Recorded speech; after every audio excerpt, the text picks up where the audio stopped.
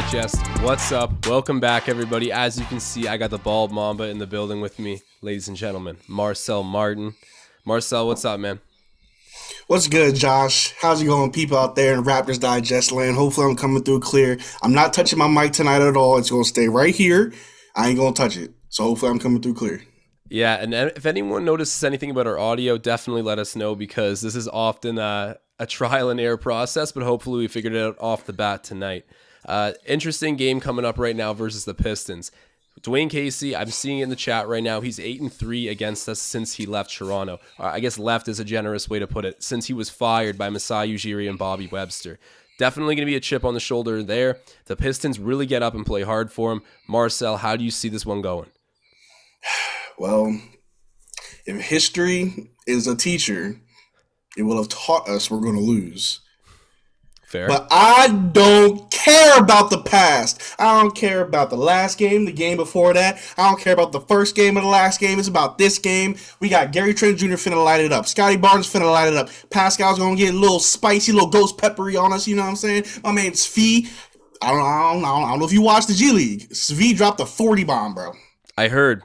It doesn't surprise me, man. Svi Mykhailiuk, the same things that I like about Malachi Flynn, the ability to make your own shot. There's not a whole lot of that on this Raptors team. You know, there's some for sure, but Svi's got a unique skill set. I'm happy to see him get the ball rolling a little bit. You know, Svi has, like, what he did in the G League, yeah, it's the G League. It's kind of a step below the NBA, whatever. To be able to do that, though, you still have to make those shots. You still have to be able to score like that, right? Of course, yeah. He's like, that's who he is. He's got it in him. I'm not saying he's a walking 40 piece, but he's not just some useless guy at the end of our bench, right? And definitely not, hopefully man. we see him. Contenders wanted him in the offseason, and ultimately it was his choice to go to Toronto, try to milk some of that player development they've had. And hey, there's a whole lot of season left for him to do that, but definitely a rocky start. Like, I get why Nick Nurse hasn't been playing him as much at the moment. Well, I was talking. Oh, who was I talking to? Talking to Adam. Shout out to Adam. I was talking to Adam on Facebook about Malachi Flynn, and I want to use him as an example and compare him to Svi. Malachi is in his second year in the league, right? Second year, sophomore. He really hasn't gotten any playing time this entire season. A few podcasts ago when I was on, I told you Malachi Flynn makes the most out of his minutes. Even if it's 10 minutes at the end of the game, 5-6 minutes, he'll get you a few buckets. He impacts the game automatically. And with Fred out, we're seeing it now. And regardless if he did something or if he wasn't playing that well and Nick didn't want to play him, you have to invest in your bench players, right? We know our starters can produce. They run the most out of any starter in the entire league, right? So someone like Malachi Flynn, you have to give him the time and the opportunity to make those mistakes so he can learn from them and grow. He's not going to get better riding the bench.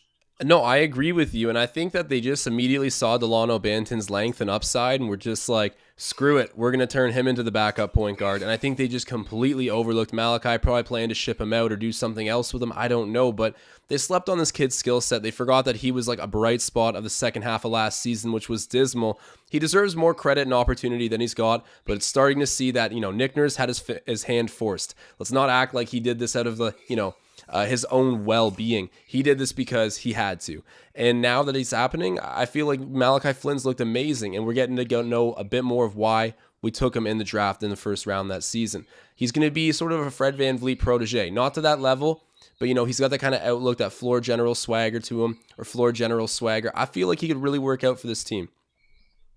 No, I totally agree. And I want to see more of his defense, because that's what he was kind of known for in college. I think he was like the Mountain Defensive Player of the Year in that region for college, whatever.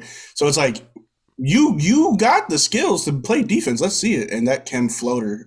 He's hustle, bro. Okay, so we got to get our stream lined up quickly, so we're reacting to things at the same time. I'm at a stoppage at 11:11, but once it starts back up, I'll pause it and let me know once you get to 11:10, okay? Okay, I'm at 11:25. Trying to find a good stream. I thought about just trying to figure out how to get TSN here in the States. Man, somehow I have TSN right now, and it's always delayed. Like, I'm literally watching cable, and I can't get it to be on time. Everyone's spoiling stuff in the chat. I'm like, come on, why do I even pay for this? So 11:11's a dead ball? Okay, and let me know as soon as Malachi Flynn inbounds it. Spoiler alert, it goes to Gary Trent. Oh, Just ruined the whole stream. I guess I'm just going. Bye, guys. Ruined it for me. Game over. It's done. Gary got it. Ooh, pass back. Ooh, I like the ball movement. We're not just taking any shot. We're going for the best shot. Ghost Pepper. Hit it. Ooh, almost got the shooter's bounce. Oh, I like how Khem Birch wanted a piece of that. He didn't just immediately go back on defense. He tried to get in there. I like that. Nah, he knows his job. I want to see more crash the rebounding. glass. Yep. Shout out to Magnetic Knowledge in the chat. Marcel the GOAT. Nah, man, you the GOAT. Shout out to you, bro. Hey, Magnetic is a GOAT. Ooh, tough bucket there by Sadiq Bey. He's really good. Yeah, man, he's turned out to be a player. I know I get on you about talking about the other team's players and giving them. Ooh. He tried it, man. He tried it. Oh my God. Whoo, bro. I mean, I hope Scotty's okay. I'm gonna say that right now. Oh my God. I respect the guts though. I respect the guts. I hope his back's all right. Hope his legs are all right. Because when was you that come clean down by that hard, Isaiah Stu? Oh no, it that was looks all clean. wrist. Really? I gotta see it in another angle because. Man, I gotta say, Isaiah Stewart is actually like a beast. I think he might be the toughest guy in the NBA already. I like him. I had him on my team for the fantasy team. He got me some points, and when he wanted LeBron's neck, bro, hey, I like to see it. Yeah, no, he's no got real some violence, jam. but I like to see it. He's got some jam to say the least. And we got a super chat already coming in from another legend of the channel. It's Tom Moreau dropping this one. Shouts out to Tommy Moreau. And he is saying, Svi makes 905 debut, scores 40. Banton 905 performance, 22 points, 12 rebounds in just 24 minutes. 905 make it their mission to get Svi going. Unselfish play. I love it, man. And it's amazing that we can send a guy down like Svi Mykhailiuk, who again, contenders wanted him on the roster, but to have him go down there, make the most of the opportunity, I'm praying he makes it a quick trip and immediately gets the ball rolling at the NBA level. But the Raptors not afraid to use the G League affiliate. We've seen it time and time again. For sure. I always thought that it was, and maybe I don't pay attention because I don't pay attention to other teams often, but I always thought it was just very, very. Oh, come on, Scotty. There you go. He got fouled though. Oh, okay. Hey, just stay off the floor, big dog. Yeah, I don't want you to get hurt. I was worried for his life there a moment ago. Yeah, but yeah, so like I don't really watch other teams that closely, but I've always liked how the Raptors will stash a player in the G League so they get those reps so they can improve, and then they bring them to the NBA and just let them loose. Like we've seen that with Boucher, Pascal, Fred VanVleet, you know. So it's like it's a proven method for us. I mean, there's even guys, too, who have flown under the radar, like a Malcolm Miller, even a Bruno Caboclo, who had to, like, absolutely grind it down there. But they came up and got NBA minutes, went and played other places. I mean, Malcolm Miller's a champion. Kind of one of my sleeper favorite guys on the team. Is that Isaiah Joe who just gets the floater to fall? Man, he's a player. He is a player. But Gary Trent Jr. with it right now. He's covered by Isaiah Stu. Hit it. Just missed. Oh, good job, Birch. Try it again. There we go. Birch, move. There you go. Floater. It's always good. Yes. The floater's always good, man. You know what? Birch, rebounding floaters. His ability to play on the floor, though, is determined by whether or not that floater is going down. Because if he's not hitting that floater, he's unplayable. As sad as that is to say, Sadiq Bey, man, he's tough. Gets the bucket. He's really good. That is one hell of a player. He's really good. Scotty Barnes with it. He's covered by Isaiah Stu. Barnes got some room to shoot it. Decides to drive right into the body. There we go. He's fouled again. He's gonna get Isaiah Stu into some foul trouble. I like to see it. They're gonna set out Isaiah Stewart in the first 4 minutes. I love it. Hey, and we got another super chat coming in. This time from York Baller. He's saying, "Let's spread our wings today. Let's go Raps, man." Shout out to York Baller. Again, one of the most consistent people in this chat, in this community. A good buddy of mine. Appreciate it, brother. Happy to have you in the chat today. 8-5, the current score of the game. Scotty Barnes has like Bambi legs when he's at the free throw line. Oh, it misses the first. He's got an interesting choice of style. I kind of like it. Like he looks so clunky and hilarious out there with the way he dresses and just his build. I don't know. It's at the point where I think it's kind of funny. I don't mind it. It's his own style. He's unique. They just put in Kelly Olynyk. Look, there was one season, I think it was like last year, Statistically, Kelly Olynyk had a better average overall than Anthony Davis. Oh my Wild. God, really? Wild. But also, I think Anthony Davis missed a good stretch of games. So, Ooh, great steal by Scotty there. That is a D to wild the O. stat, though. And then Siakam taking the D to the O. The defense to the offense equals success for the Raptors, man. Getting the easy bucket in transition. We're knotted up at 8. What I'm noticing from our guys right now is they don't want there to be any lead. Ooh, good steal. D to the O. Oh, Birch, you're so unselfish. Is that you, bro? You got Corey Joseph on. I know. It's a mouse in the house. Take it. It's all yours. Now, yeah. Bait him out. Give it. Hit it. All right, Mally, come on. Woo! Bro, bullseye. Crimson Flynn. I want Crimson Flynn to be the only reason why we put them in the dirt, bro. I want it. Bro, I need to see a 30-piece from Malachi today. And I'm not trying to be, no recency bias, no crazy take. He can do it. He can easily do it. Man, we saw that last season. He had like 28-point games. Like, it's just we forgot about him. Nick Nurse was like, nah, Delano Banton. I don't know, bro. We were all kind of high on Delano because we liked what we saw. Bro, but I'm not even going to lie. I was sitting here telling people like months and months ago in the first week of the season. Oh, misses that. Oh, Scotty almost with the putback. So close. I was telling people, I was like, Delano can't shoot a 3. Like, he is a forward. He's a power forward. That's the way we're looking at him. But, like, we get so fixated on the title of point guard. It's like, no, you don't actually have him as a viable backup for Fred VanVleet. 2 totally different skills. And I feel like Malachi is so much closer to what Kyle and Fred were than Delano. Delano plays like Siakam. And it's like very usable. But right now, like, come on, bro. Give Malachi his minutes. You know? I felt this way for a long time, too. Oh, man. Corey Joseph created space with his butt. Gets the bucket. But yeah, no, you're right. On some of those, I would argue, I would quote the man himself, Gary Trent Sr. You are what you can guard. Yeah, me too. I agree with that. Ghost Pepper Midi. But that's nice. I don't think Delano Banton can be a 4. Not for us. No way. I think he's just a bigger guard, and the only thing going against him is his shot not being as consistent. But he can play make. I love how Delano Banton pushes the pace. It's amazing, and it just comes with time. He has a lot of Khem Birch just got the cookie. He was ready to right yam in it, bro. Hand. Oh my gosh, man! Corey Joseph always brings it against the Raptors. If you've ever played for us and you come back and see us, you always got something for us. No foul? Okay. There we go. Okay. Siakam will be shooting too. And guys, if Shout you're out watching to, this right now, do me a big favor. Drop a like spike on this video. Help us get up to 100 likes. It's always appreciated. You guys are the best. And if you get us to 150 likes, I'll stop talking about it. But shout out to Lorela Gutierrez. She says, let's go Raptors. Let's go Raptors. Fans from Philippines. We worldwide, baby. Hey, man. Shouts out. Appreciate all the love coming in from all over the world. And York Baller in the chat saying, Marcel, we just need to attack rim, get some easy ones. You're right. Because if they're going to put Corey Joseph on Khem Birch, I need him to yam that thing, bro. Yeah, no, that was a gimme. And that's where I look at Khem Birch sometimes. I'm like, the only thing that would make him unplayable is when he's completely naked, he's got to get those easy buckets because otherwise he demands no respect with the ball whatsoever. But he's a hustler on defense. I do like his game. I'm just saying that's when Khem Birch gets benched is when he stops missing that floater. Starts missing that floater, I guess, is what I meant to say there. But I always root for a Canadian. I love Khem. He's like one of the closest things we have to a traditional center. He helps out when he's healthy, and unfortunately he hasn't been healthy for a ton of the season.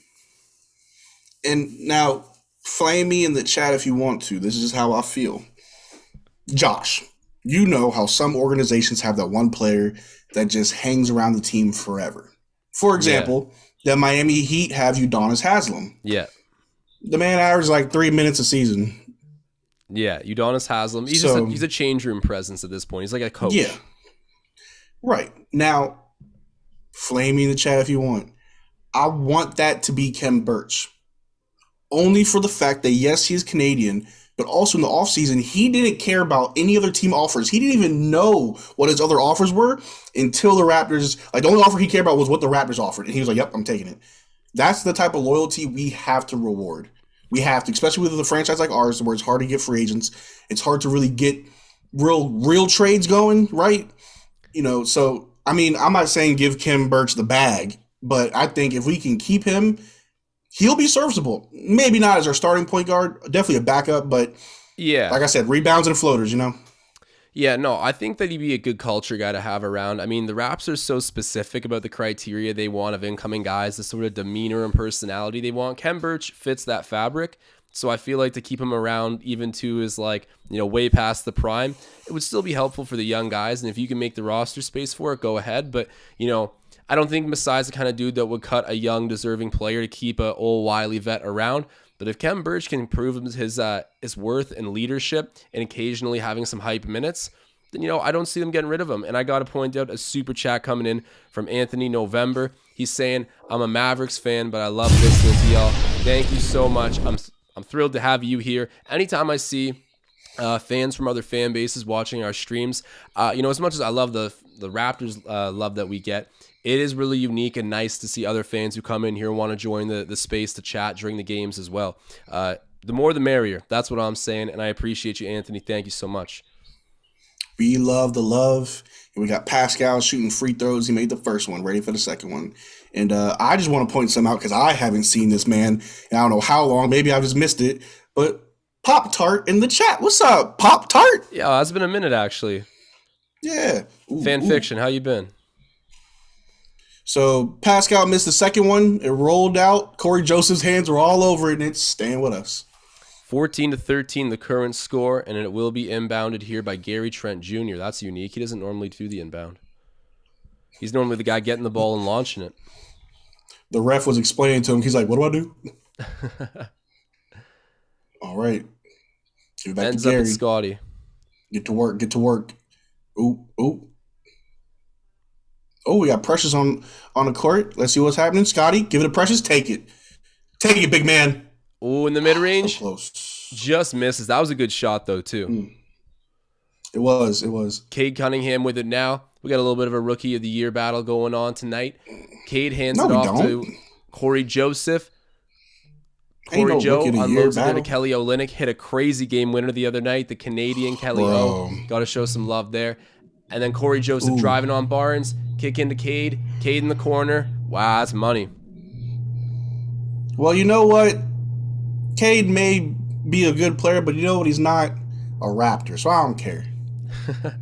I got to say, Cade is, even when he wasn't doing great in the beginning of the season, I still thought he was the most complete package in the draft. There's going to be guys that excel in certain spaces, but he kind of has that like Luka Doncic game where he does a little bit of everything offensively. And Precious getting the putback. Yes, sir. The touch is looking good. Come on. We got to get back on defense. Kelly Olynyk with a lay. Man, I've been saying it the past few nights, but Scotty Barnes is like if Evan Mobley and Cade Cunningham had a baby, and I mean it. It's like his skill set's right in between. It's so funny. Maybe not perfectly, but I still see it. I still see it. Come on, Precious, do something with the ball. Come on, man. Just misses that, and then it's rebounded there by Cunningham. Driving in, kicking out. Joseph with a fake. Passes out to Cade at the top. Hands off to Corey for the three. And it's short. There we go. Oh. That was a scary play. Who's that on who? Look, I'm too scared, bro. The Pistons curse worries me, bro. Because now, instead of losses, we're getting injuries, and I don't like this.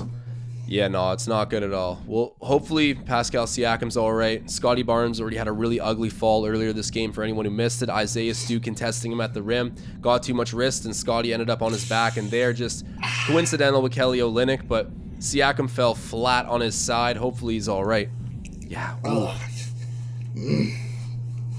It didn't look like anything twisted or anything. I think we're probably okay. He's up now. He's moving around. I think we're good. We got Boucher in. Bringing Boucher in. Oh, did you hear last game that Scotty was getting upset with Nick Nurse when he wasn't calling plays for him? Yeah, I did hear that actually. Hey, good for him. The little bit of those leader personality traits are starting to come out more and more. Come on, Boucher. You could have just... Come on now. They're undersized. We need to be able to handle this. Cade's a good ISO scorer, but Malachi Flynn with the ball throws it over to Siakam. Siakam driving on Grant. Still It's driving spicy. on Grant, going up. Misses that. They bring that ball downhill, and we lose it on defense every time. Look at that. Look at that. Jeremy Grant with a leg. See, that's where people get a little bit mad at Gary Trent Jr. He gambles for the steal all the time, and I don't mind it. I wouldn't tell him to stop because more often than not, I think it's a good trait for him. It pays off. Nick Nurse calls a timeout, but that is one of those examples where someone points it out and be like, oh, his numbers are good on defense, but like, you know, he's not clamps. I still think he's clamps, but it is plays like that give people some skepticism. Well, you're right. You know, he will gamble for the steal, and it can result in, you know, the other person losing Gary and scoring or getting a pass off or whatever. But Gary Trent Jr.'s track record shows that he'll pick your pockets, bro. Like, he'll gamble every time, and I'm personally not mad at it because I can trust it. You know? Yeah, I would definitely be afraid to tell him to start playing more conservatively. Like, I feel like you'd hurt yourself more trying to get him to be like tame on defense than you would if you just allowed him to gamble and play his aggressive style. So I'm there for it. But I'm seeing Jeremy W in the chat saying, Josh, top 3 up for Rookie of the Year at the moment. Okay, I mean, I got to go with a boring answer here, and Marcel, go ahead right after. But I'm just going to go ahead and say the truth, which is Cade Cunningham, Evan Mobley, and Scotty Barnes. I think that Scotty's realistically in third at the moment. There's a lot of chance for him to move right back up. Like, it's going to be a tight race right to the wire, but I think that Cade Cunningham has the most complete skill package there. He's an ISO scorer. He can create. He plays good defense, all those physical traits too. Like, there's just nothing that's weak about Cade Cunningham. Evan Mobley, on the other hand, is going to be a special player defensively. He'll be a depoy in many of his years. But then Scotty Barnes is where you get a little bit of all of it. You get the defensive specialist, but you also get that interesting playmaking upside, you know, that Cunningham has, and Mobley does too. It's an interesting pool of players there, all very versatile, but Scotty's in at the third spot, I think, for me at the moment, if it all ended today. But he's trending up right now, so I'm not going to put a cap on it. That's still my guy to win Rookie of the Year, I hope. But Marcel, what do you think? Okay, so yeah, after that horrible take, it wasn't horrible. Just you got one player wrong. I will admit that yes, I think Mobley and Scotty Barnes, they're right there. But Evan Mobley, but someone, oh man, I gotta show you the tweet. There's a tweet someone made when someone was showing the comparisons between Evan Mobley and Scotty Barnes and their stats this year, and someone quoted it saying, "Well, one player is fed all his shots, the other is a fifth option on his team," meaning Scotty Barnes. So yeah, I'll give Scotty the edge over Evan Mobley just because of how he's getting his stats, right? A lot of what Scotty does is hustle. If you watch Evan Mobley, he's being fed the ball, or he's just the tallest person in the paint, so he'll get the rebounds. You know, he's not doing everything that Scotty does. But Cade is not in my top 3 for Rookie of the Year. Really? I'm kicking him out, and I'm moving in Josh Giddey. That's fair. That's Just a fair saying. take. Now, also, because I didn't know until today, Josh Giddey has won the last 4 Rookie of the Months for the West. I know. Ooh, good putback, Precious. That was nice. But at the same time, what other rookies in the West that's doing good? Like Jonathan Kuminga, you're on the Warriors. You're kind of in the shadows right now because Clay's back. Davion Mitchell's got a pretty solid game, but he's not in the conversation. He had a really good start to the season, then kind of just teetered off. I haven't heard anything from him. Bro, the Kings are just a mess right now. You can't account it all to that, but yeah, he hasn't been as popular a name in the NBA media circle recently. Yeah. That's not a bad top 3 though. I got to give Josh Giddey his respect. He won't ever average as many points as LaMelo, but I think when you look at the rebounds and the assists, like he'll just be a guy that fills up 3 columns consistently. No, for sure. And if I'm being honest, the reason why I put Josh Giddey over, oh my gosh, we're just not closing out. Bro, we heard you threes, talking man. about that. Cade Cunningham knocks down a 3, 28-18. Pistons up by 10 right now, bro. We got to figure this one out. We got to get out of the freezer. Pascal throws to Gary. Gary goes to attack. You're looking to dish it back to Pascal. Top of the key. Pascal drives. And it's a charge. Oh, man. That's tough. Bro, and it's Cunningham who takes the charge. Siakam did get the bucket. It's not going to count. Pistons are getting the ball back. I mean, that's a smart play. Bro, I gotta tell you, he's the most full package in the draft, and I think that Stop Scotty it. Barnes, He's not. No. bro. No. Look, I feel like it's like saying, okay, Scotty is like Giannis, and Cunningham is like Luka. You know, it's not really like a bad situation to be in just because I consider Cade the more full package. It's easy that Scotty could develop into the more dominant player who can just go beast mode, and that's possible. But Cade's skill set is just insane to me.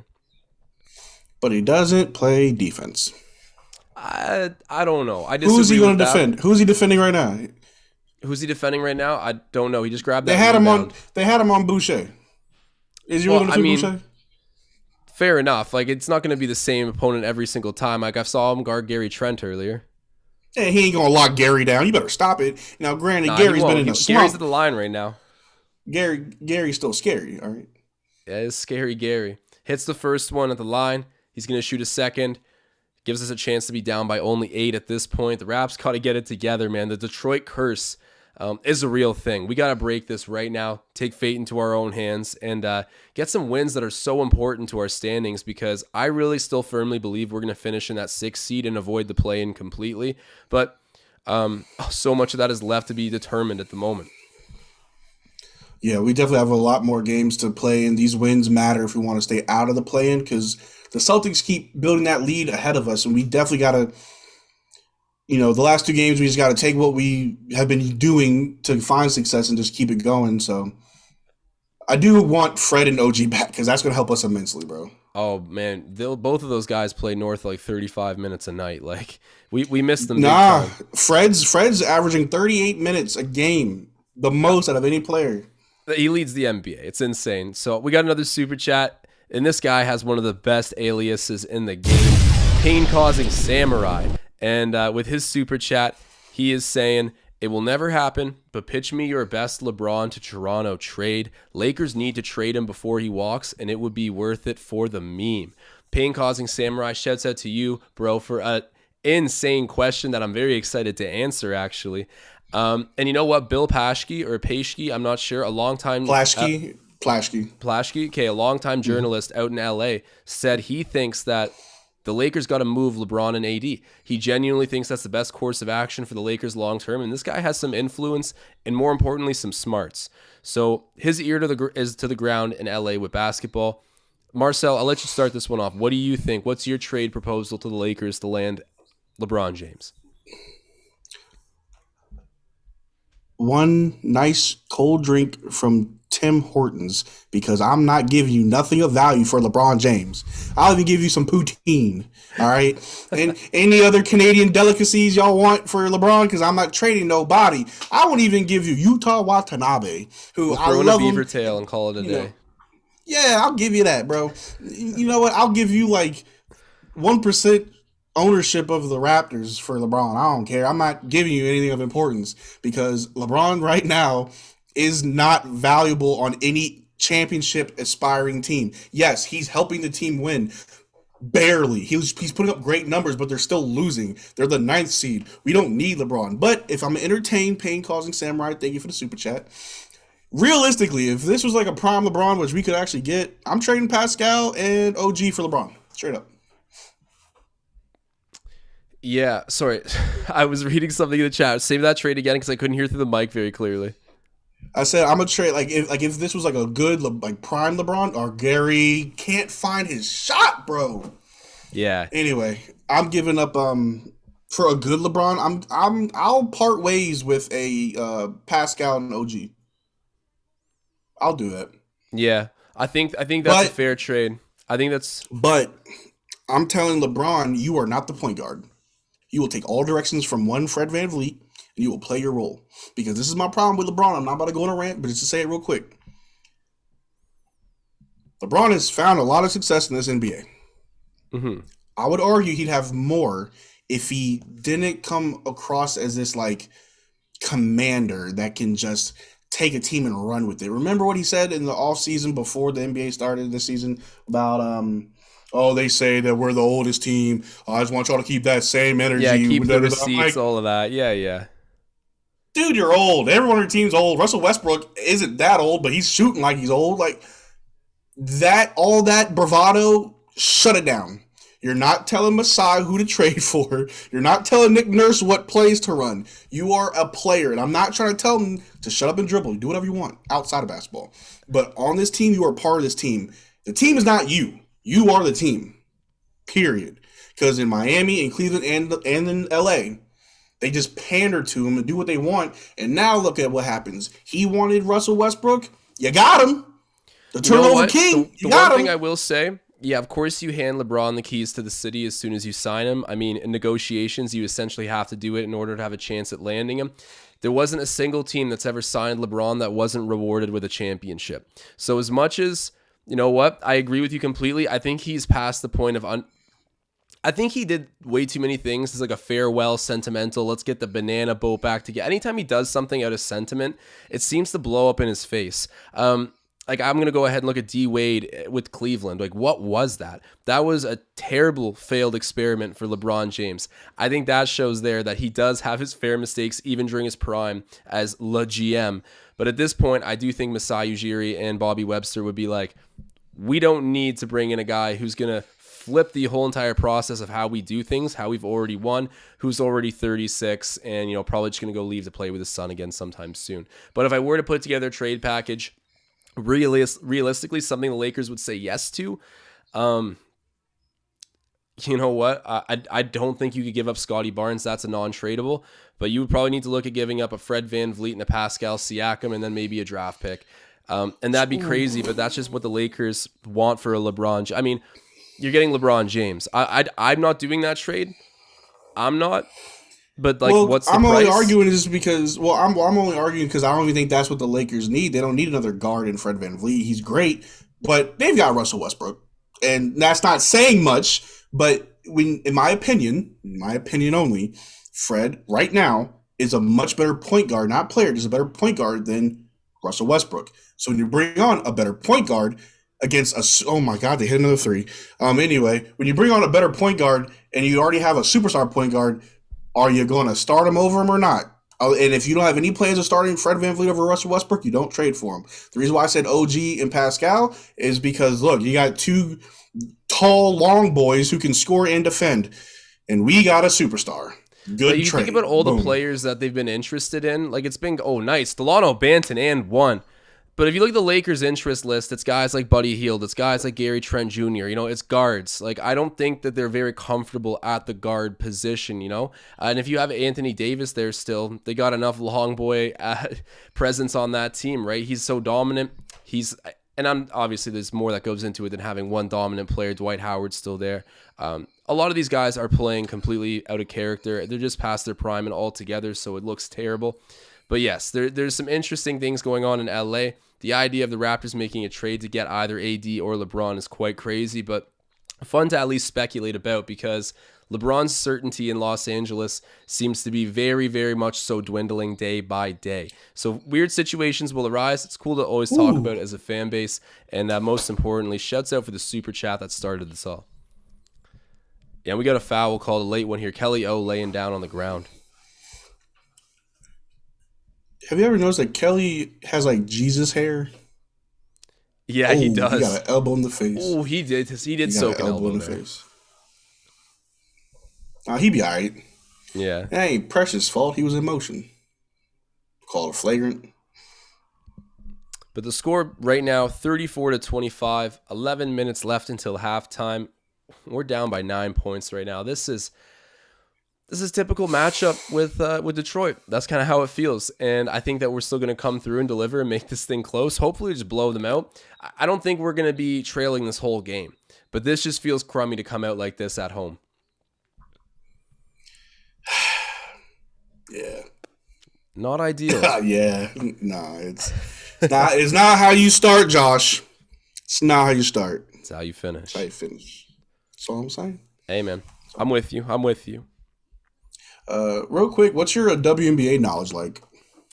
Not good. I'll be completely real with you. Not good at all. Well, did you hear about the New York Liberty getting fined like $500,000 and all their draft picks they currently own getting taken away and potential loss of ownership and potential disbandment of the team? Oh, damn. Why? No, I didn't know about that. Bro, so when you hear all that, you think they did some crazy stuff like they cheated, they stabbed somebody, they were doping or whatever. Nope. They were chartering flights for their away games instead of flying commercial. And wait, they got in trouble for this? It was apparently against the CBA. From what I've researched on, it would cost the WNBA $30 million a year for every team to fly, charter flights instead of commercial. Yeah. So if I remember correctly, the owner of the New York Liberty is also the owner of the New York Nets, and so he paid out of pocket for the New York Liberty to fly. To charter their away games. Right. Somehow the CBA, the WNBA, and whomever is finding them found out, and they came down with all this punishment.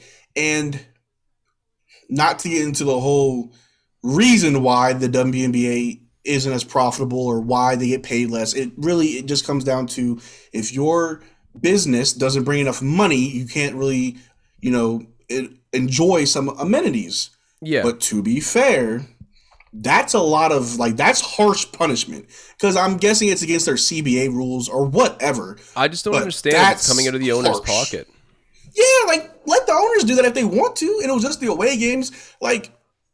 Who cares? It's a flight. First of all, you got a team full of women that are between the heights of 6'2" and 6'10". Yeah. You want to put all that on a regular flight? I'm 6'2", and I hate flying commercial. I have to because I'm not rich. I'm not an athlete. But, man, I'd be cramped up in my seat just ooh. See, I'm 5'10". I don't have that issue. I get on a plane, take a Gravol, and I'm out like a light. Bro, they inbound the ball, and every Raptor just stood there oh, we're in. Thankfully, they missed, and they just stole the ball. Woo, boy. Turn it over, yeah. Oh, my God. Killian Hayes with it, bringing it back the other way, shoots it up the floor to Diallo. Diallo getting past Siakam, and then he's blocked by Boucher. Ooh, wait, they're going to say it's a goaltend. Yeah. What? Uh-oh. Nick beat his ass. Beat his butt. Get him. Oh, man. No, it was still, the upward motion. I don't think it touched the glass. I think they might have said it touched the glass, but I didn't see it hit off of the backboard. Delano Banton with it now. That's a tough bounce for Toronto. Scotty Barnes in the post. Gorgeous. Reverse move with the left. Beautiful finish. Playing with his back to the basket. He is a natural. Let's bring this lead down. Oh, there's Kelly swinging it back. Swinging over. Whomever that is on the Pistons. Kelly again. Swinging over to 6. Whomever you may be. Shoots it mid. No good. Sweet. They miss. And then it's handed right off to Banton. He's bringing it up the floor for Toronto. Delano driving. Ooh, good pass. Ooh, Precious. I know you see Pascal. Yeah. Ooh, I don't know if you see Scotty. Scotty's yelling over there, man. He's calling the shots. Oh, that was so close. And then Toronto. Oh, it's still good. Wow. Oh, my God. I'm not going to lie. I thought that bounced. Block it. Delano Banton doing the smart thing, keeping the ball in, but then the Pistons throw it the length of the court and get the transition bucket of their own. Lead is still 10 for Detroit. Yo, Detroit scored on a few cherry-picking moves, bro. They always got a guy ready to go down the fast break. It's smart, but come on, bro.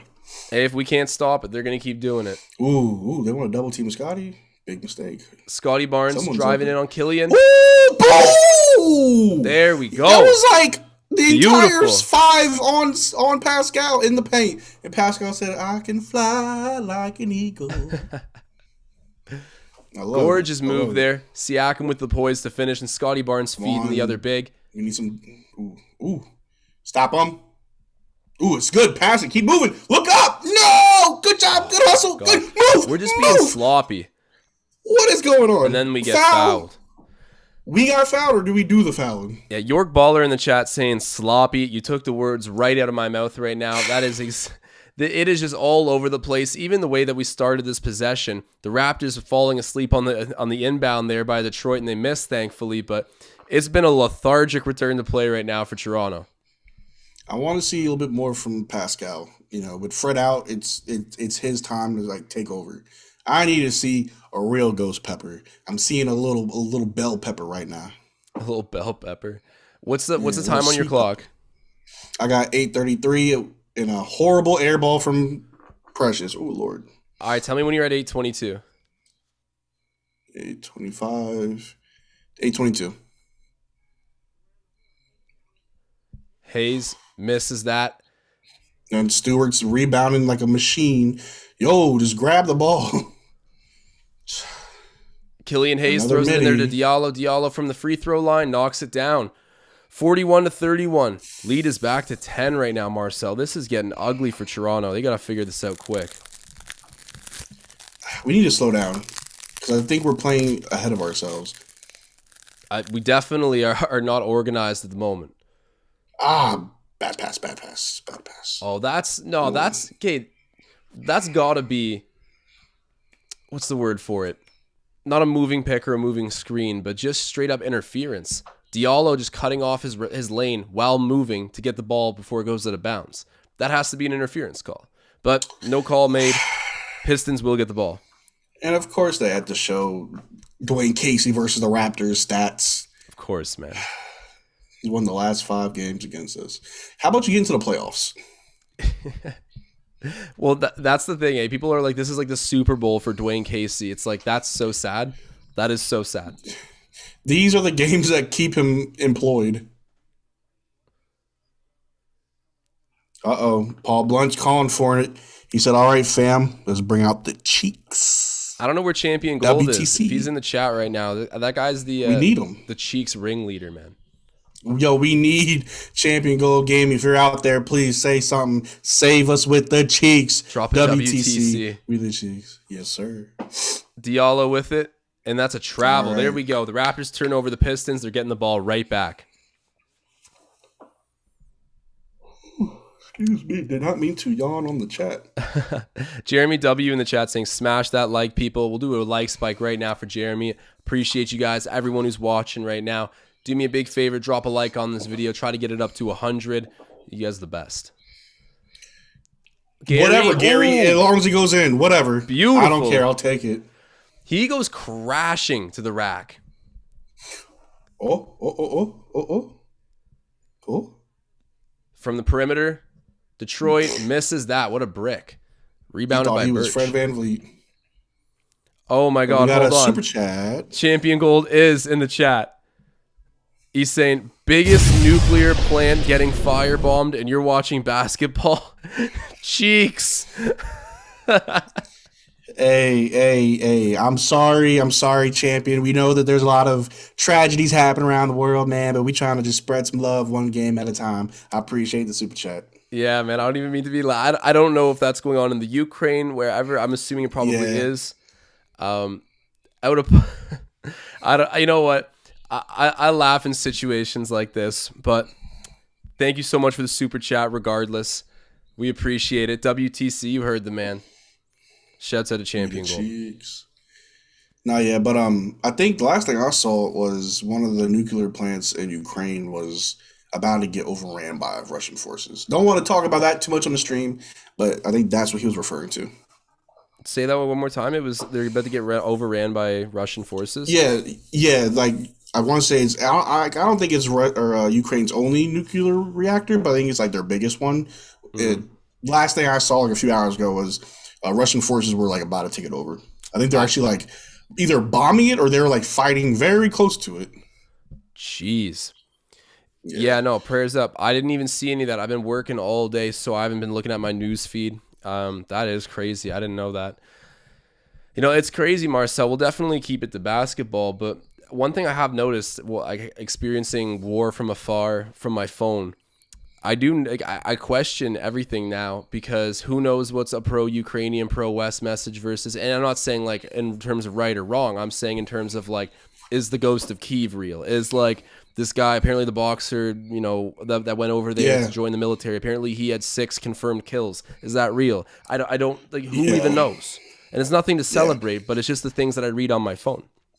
Yeah, and I mean, regardless if it's true or not, you know, in my opinion, just because I did serve in the military, it definitely brings a sense of just like hope almost. And for me, it definitely makes me feel like, dang, I want to go out there and fight with you guys. You got a dude named Ghost of Kiev with like 6 confirmed freaking kills. You got that boxer going over there. Maybe he's got some kills. I think there was actually one guy with like 20 kills. I saw a video. He was like showing the other soldiers like the Russian tags that he had I saw it, yeah. collected.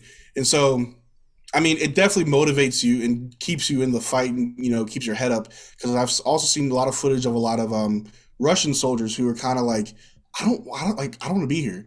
Like they're defecting from Russia and like quitting to go, just to get away from all of it. It's crazy.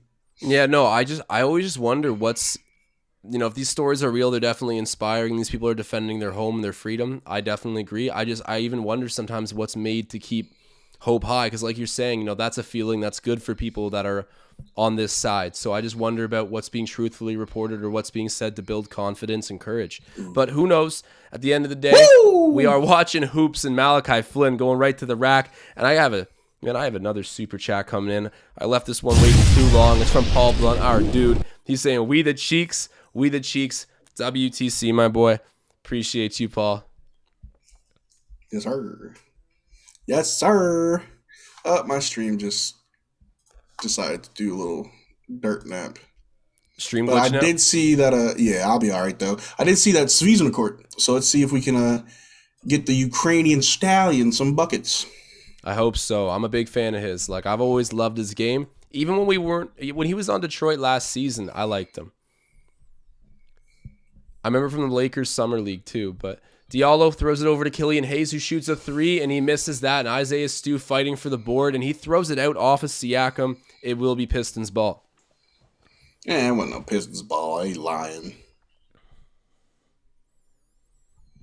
There we go. What? I don't know what's going on. Hey, and Champion Gold drops a super chat. He's saying, cheek power, activate. So you guys heard the man. When he starts saying this stuff, good things start happening. The Raptors are going to start cruising back to this lead, and everything will be all right. But right now the score is 41-35. Shout out to Champion Gold for another super chat. Appreciate you. Let's just get a good old cheek train going on in the chat. Just spam the chat with cheeks.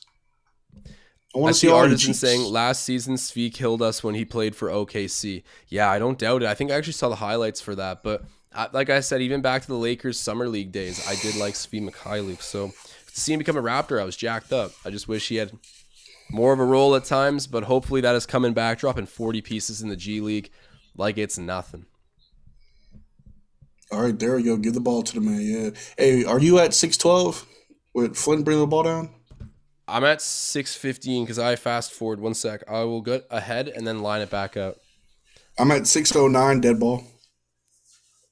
Okay, now I am as well. Let me fast forward a little bit. Okay, tell me when you're back in play. Okay. I think we can win this. I really do. I think we just got to find a rhythm. Not going to lie, Gary's missed shots are hurting me right now. I know. You definitely could have used a couple of those threes. Ooh, come on. Flynn's at the top. Give it to Flynn. Ooh. Diljit's Birch upgrade with them hands. Oh, Svi, get it. Ooh. Diljit saying B-ball shot. What just happened? Gary with the 3. Gary with the 3. What time are you at? 5:43. Okay, 1 sec. My bad. I think I was supposed to tell you. My bad. Yeah. It's all good. I should have infatuated. cued into the fact they were playing again. Hold on. Okay, so is it during the play? What are you at right now? They just turned the ball over back to us. Okay. We got to line it up when the clock's going during the game. Okay, so we'll see. All right. Clock's going, 5:31. Gary with another 3, and he misses. Okay. 5:27. I'm at 5:16 now, so I'm going to wait until the clock goes live. And it gets to 5:14, then I'll pause it. But let me know as it's going down to that point. 18, 17, 16. It is dead ball. Okay. Man, to be honest with you, man, don't want to talk about anything that's not basketball related, but it's about Svi, right? And I'm not from a country that's ever been at war. I mean, America has, but not in my lifetime, not to this extent. But I can only imagine, being from another country, having family and friends over there, and there's not too much you can do. You know what I mean? Like, that Ukrainian, boxer or UFC fighter, he just was, I'm going. I don't know if Svi or even Alex Lynn have that, luxury to just get up and go. I doubt it. But to be able to just drop a 40 piece with that on your mind, ice cold. Yeah. Ice cold. Yeah, no, definitely salute worthy to him. Like he's playing with a heavy heart, but putting up, some bounce back numbers for him. So hopefully he can continue to build on that because it would help out the Raptors. And I just love to see Svi winning. But okay, we'll need to line it back up after this commercial break because I'm at the live point. So I just need to get the clock going again during the play so I know where we're both at. So I'm at 4:52 and Pascal is yelling at Nick to call a coach's challenge. And Nick's like, all right, I'll do it. That's good. Nick Nurse tends to listen to his players a lot. He'll defer to his top guys. If they need something or want a challenge, like the other night, it really upset me the way we use the challenges. I was like, man, there are so many better opportunities to use a challenge than right now. I felt like we were using them at all the wrong times, and we used one way too sorry, way too late. I don't know. It is what it is. But Nick Nurse is someone that will definitely always side with his players. And I feel like he's one of those guys, too, that if there's a really bad missed call for a multiple time in a row on a certain guy on his team, he feels like he has to go get the technical to like let the guy know he cares or whatever. So it's like you just see Nick Nurse like literally light up until he gets teed up. Because like it's like a principle thing. Like, I'll get the tech for you, He does those things. For sure. But guess what? We have 123 live viewers, but only 49 likes. What's up with that? You don't like Josh? You don't like me? You don't like the platform? Like, come on. Like you just here. Why aren't you liking it if you here? Come on. Hey, man, do us a favor and drop a like spike on this video. You guys are the best. Thank you so much. Man. I gotta pull up some of the stats on this game right now. My phone's been plugged in this whole time, but I got it with me now. So I'm gonna pull up the box score to see where everybody's at the moment. So let's see. I don't know if Malachi Flynn's really done much after that 3-pointer. He's got 14 minutes, 5 points, 3 rebounds, 1 assist. Never mind. He's actually played quite well. 2 of 2 from the floor, 1 of 1 from 3, 0 turnovers. Really great game for him so far. I mean, sort of small dosages, but still very solid. Siakam's got 11. He's 5 of 7 from the floor, 1 of 2 from the free throw line. He has 2 turnovers. He's got 1 rebound, 2 assists. Okay, Spicy, he's coming back a little bit. Let's hope he can really turn this into a performance. Scotty Barnes, 4 points, 2 rebounds, 1 assist. He's 50% from the floor. 50% from the free throw line as well. He does have a steal, though. And then Gary Trent Jr., 7 points, 1 rebound, 1 assist. He's 2 of 10 from the floor. He's got to pick that up. And then Khem Birch has 2 points, 2 rebounds. Achua has 6 points. And that pretty much caps out. Delano Banton, 5 minutes, 5 points. That's good. But that caps off the scoring breakdown for the moment. I want Malachi Flynn to keep going off. As a matter of fact, I need it.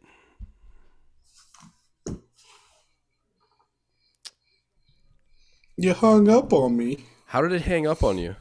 Because you don't like me. My phone just decided it was going to cut Marcel and I off there. Sorry, guys. It's fine, I guess. We'll just communicate through hand gestures. All right, so I'm at 4:49. They just did a jump ball. Okay. All right, I'm going to wait to pause it when it's back in play, but I'll let you know exactly where it's at. Hopefully we can get it lined up and just keep it that way. All right, Svi's got it, and I think he had he got fouled by Joseph. Yeah, no, I'm watching him shoot his free throws right now, so I'll pause it right as the clock resumes at like 4:32 or something. Yeah, apologies to everyone in the chat that we're kind of doing this on the fly, but your patience is always appreciated, and Marcel and I will have this thing lined up like a crispy new fade in just one moment. We got York Ball in the chat saying, Marcellus, sir, you do not know my government name. All right, Marcel, let me know after Svi shoots that second free throw because I'm at 4:33. All right, he just made it, and it's at 4:36, 4:35, 4:34, 33. Okay. Sweet. All right, I think we're pretty much lined up. Saddiq Bey with the ball, gives it over to Grant. Grant shoots the mid-range. He gets it. Quick release on that one. All right, Flynn's got it. Make some magic happen. Come on. Flynn drives. And, one. Let's go. My stream froze right as he made the bucket. It was that powerful. No, what a statement. bro, it did not freeze, did it? It did. It did. Oh, my God. It's all good. It's all good. Malachi Flynn shutting down the show with an and one bucket there. I asked for a big night for him. I think he might be on the way, or at least a solid night for Malachi Flynn's expectation. Enough for Nick Nurse to wake up a little bit. Chance to tie up the game, 45-45 if he makes this. There we go. Now let's run with it. Tie game. Are you at 410 right now? 408. Okay. 407, 406. But Gregory Wilson in the chat says Gary Trent needs to go off, and I agree. I think if Gary was firing on all cylinders, we'd have a very comfortable lead right now. So we're asking again, Marcel, but what are you at right now? 353, 52, 51. Jeremy Grant hit another midi. Pascal's heading it off to Gary. What you gonna do with that, Gary? What you gonna do with that? Pass back to Pascal. Come on, sweet Peppa P. Hit that spin move. Uh-oh. Bounced back to Scotty. Scotty just throws it up. Scotty, that was a bad shot. I'm at 327. I'm at 324. Okay. My man Scotty said, from Scarborough. Yeah, he let that thing go. Ooh, rejected by Birch, but there is a foul being charged. All ball, don't care. Yeah, that was a nice block. No and ones going down with Khem Birch there to change that shot. But Saddiq Bey will be going to the line. Hey, yo, Ben Williams in the chat. Gary can have my kids. Hey, yo. Wow. Tell me how you really feel. Bro, we got some funny people in the chat. It's a great community, man. The Raptors Digest fans are one of a kind. I'm not even trying to just, gas it up. Like I'll sometimes, and it sounds bad, sometimes I'll look at other Raptors, YouTube channels. I know. But it don't get popping like it does here in Raptors Digest. I'm telling you, we got 122 people. Some people may not say it's a lot, but when you look at the engagement from everybody, nah, man, we good. Hey, bro. We got a loyal community. Gary Trent Jr. throws it over to Siakam. Ooh. Siakam. He back to Gary. Gary for three. Ooh, good board. Yeah, great job by Pascal. Feel it again. Yes. Cash it. There we go. That's what we need. We need Gary to be like that, bro. We need Gary to be that guy. You're not that guy, pal. You're not that guy. Here, bro, what time are you at right now? Warriors? I'm at 240. Okay, I think we're at pretty much the same spot. I'm at 234. Yeah. Okay. Pascal just, good job, Scotty. He's fouled. Hey, he knew what to do, bro. But real quick to the fans, make sure you hang tight for the halftime. I'm not going to be able to do any hot takes, but I got something you may like. We do have an announcement coming.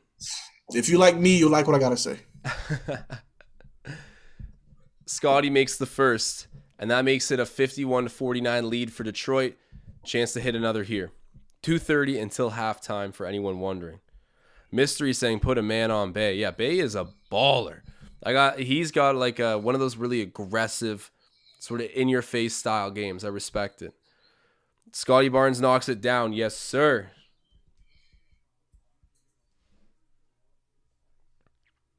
I don't know why, but like the name Saddiq Bey, it sounds like a rapper. I don't know why. I think it's someone with a similar name I'm thinking of, but I don't know why. And there goes Cade. Oh, man, Cade, so smooth. Cuts and gets the reverse with his offhand. 53-50, the current score. 2 minutes left until half. Malachi Flynn with it. Takes the pick. Oh, you can yank that, Malachi. Malachi with it. Back out to Scotty. Back him down, Scotty. There you go. Scotty Barnes. Just hook it. Back to the bucket. He's doing his thing. I got to say, they were passing up good perimeter shots, though, so I'm happy they got cashed in the paint. Sometimes you got to go for the two, man. Not always worth throwing up a three. Fair enough. Sadiq Bey back out there to Grant. Grant for 3. Misses that, and it's rebounded by Bey, and it's out of bounds. That's a lucky bounce for the Raptors. I like it, man. I like it. Because it's not how you start, it's how you finish, baby. Yes, sir. Siakam with the ball. Goes right at Bey. Oh. Gets doubled. Throws it back out to Malachi for 3. Oh. Whoo. So you said Flynn was going to have a crazy night, huh? He's had a good night already, but it's been a crazy night with that air ball. yeah, things just got crazy. Everybody shoots an air ball from time to time. Even Gary Trent Jr. gets a lot of air balls sometimes, I've noticed. I feel like he misjudges the shot as he goes to shoot, and it's just the funniest thing ever. And then Isaiah Stewart would have put back. He's a beast, we're down by 3. Man. I'm not going to lie. I do have a bet put down tonight on Isaiah Stewart combined points, rebounds. And it's just like a bet that I've accepted, not because I want him to do well, but because, man, he's a big dude. We don't have a 7-footer to put on him. That's goaltending. Isaiah Stewart rejects Gary Trent there. How's that not goaltending? I don't know. I thought it was close for sure. Grant driving, going charge. Up. And then an and one. That's tough. Yo, Scotty Barnes calling him out because he changed the call. Scotty Barnes saw him about to wind up and do the charge sign, but instead he throws down the block. Yep. I don't know about that. Scotty called out the ref. I love it. That's no, that's a foul. Pascal moved his foot. Okay. Yeah. Either way, Scotty Barnes pointing out that the ref came real close to calling a charge there. When it comes to charges, and I'm just gonna give props to Kyle Lowry because he's one of the best players in the league at drawing charges. I've learned what an actual charge looks like, and a lot of times people are like, oh no, it's a charge. You really can't move. Yeah, you gotta freeze up. Once when you set your feet, you gotta stay there. Even a little movement to adjust, nope. Yeah, pivoting the foot a little bit or shimmying it, it becomes a block then. Yep, that's what the refs are gonna call every time. Ooh, Scotty wants it. Let's go. Ooh, bro, how on earth? Yeah, man, he's got game for days. He's a retro throwback in terms of his scoring style. I love it. Yeah. Talk that talk. Oh yeah, he yelled. Oh, he was just like, woo! He gets jacked up. I gotta love that too. I like it. This is his team.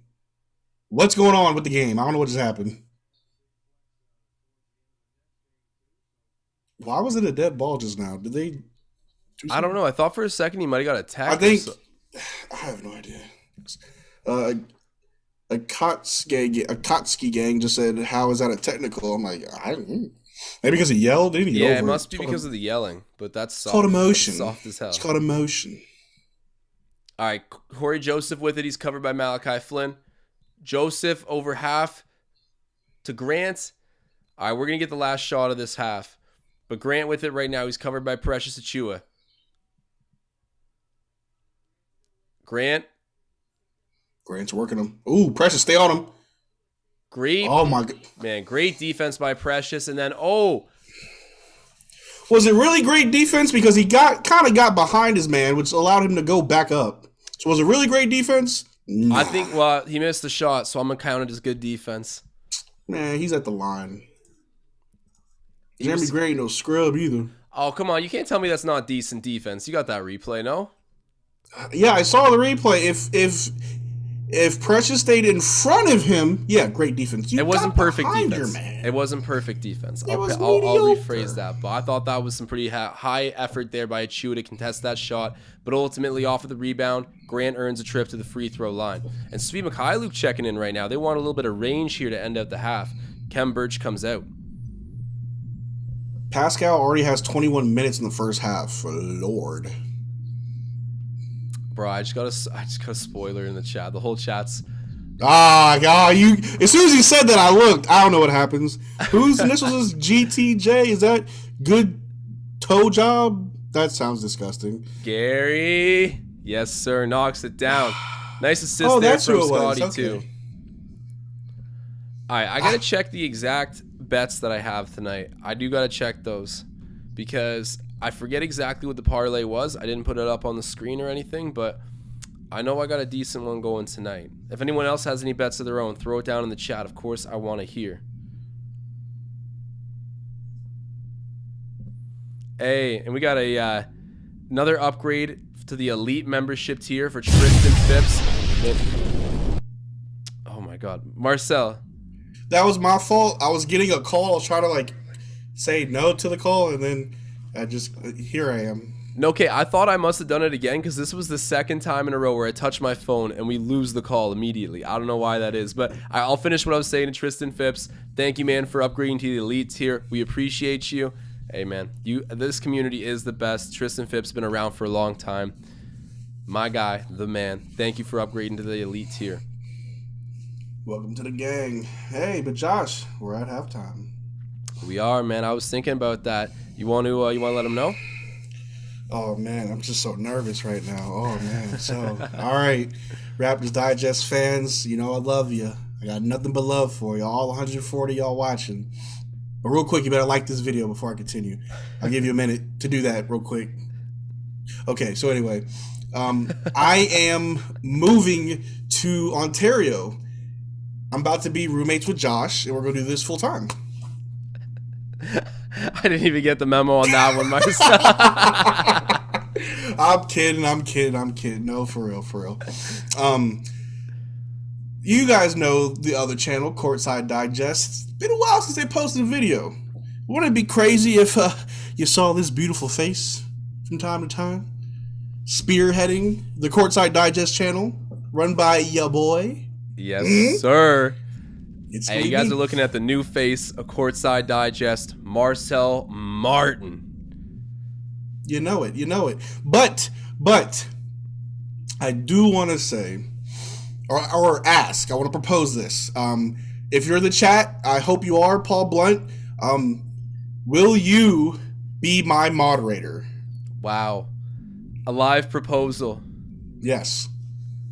I'm waiting for him to see it in the chat and give me an answer. Please, Paul Blunt, will you be my lawfully wedded moderator for life? That is beautiful. Marcel, I wish I was here early enough to give you a moderator proposal, but Ben already had you locked up. Oh, it's all good. You can still propose to me if you want, it's cool. Okay, but it'll need to be a surprise. I'll wait for you to move in and then I'll do it. That's fine. Oh, yeah, because we're roommates. Hey, I appreciate all the love in the chat, guys. Thank you. I'm really excited to take over Courtside Digest. Expect its first video, not this upcoming week, but the week after. Me and Ben are working out the kinks and everything, just so I know all the technical stuff. You know how they throw up all the animations at once. I gotta know how to do that, But I got a lot of cool ideas and stuff in mind. If you guys want to go and subscribe to that, ring that bell preemptively because you don't want to miss this face. Oh, we got an answer. Marcel, read it out. Paul Blunt with a super chat. You had me at hello. Ooh, Paul Blunt. Jeez, guys, get a room. Oh. You just jealous, Josh. I am jealous, man. I am jealous. But hey, I am so happy for you, Marcel.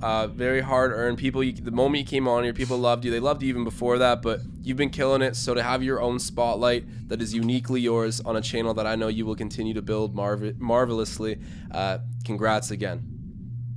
Appreciate it, man. It's just not to just get overly emotional real quick, but I just like you, Josh, I was just a fan of the Raptors Digest platform and what it's represented for the fans of the Raptors.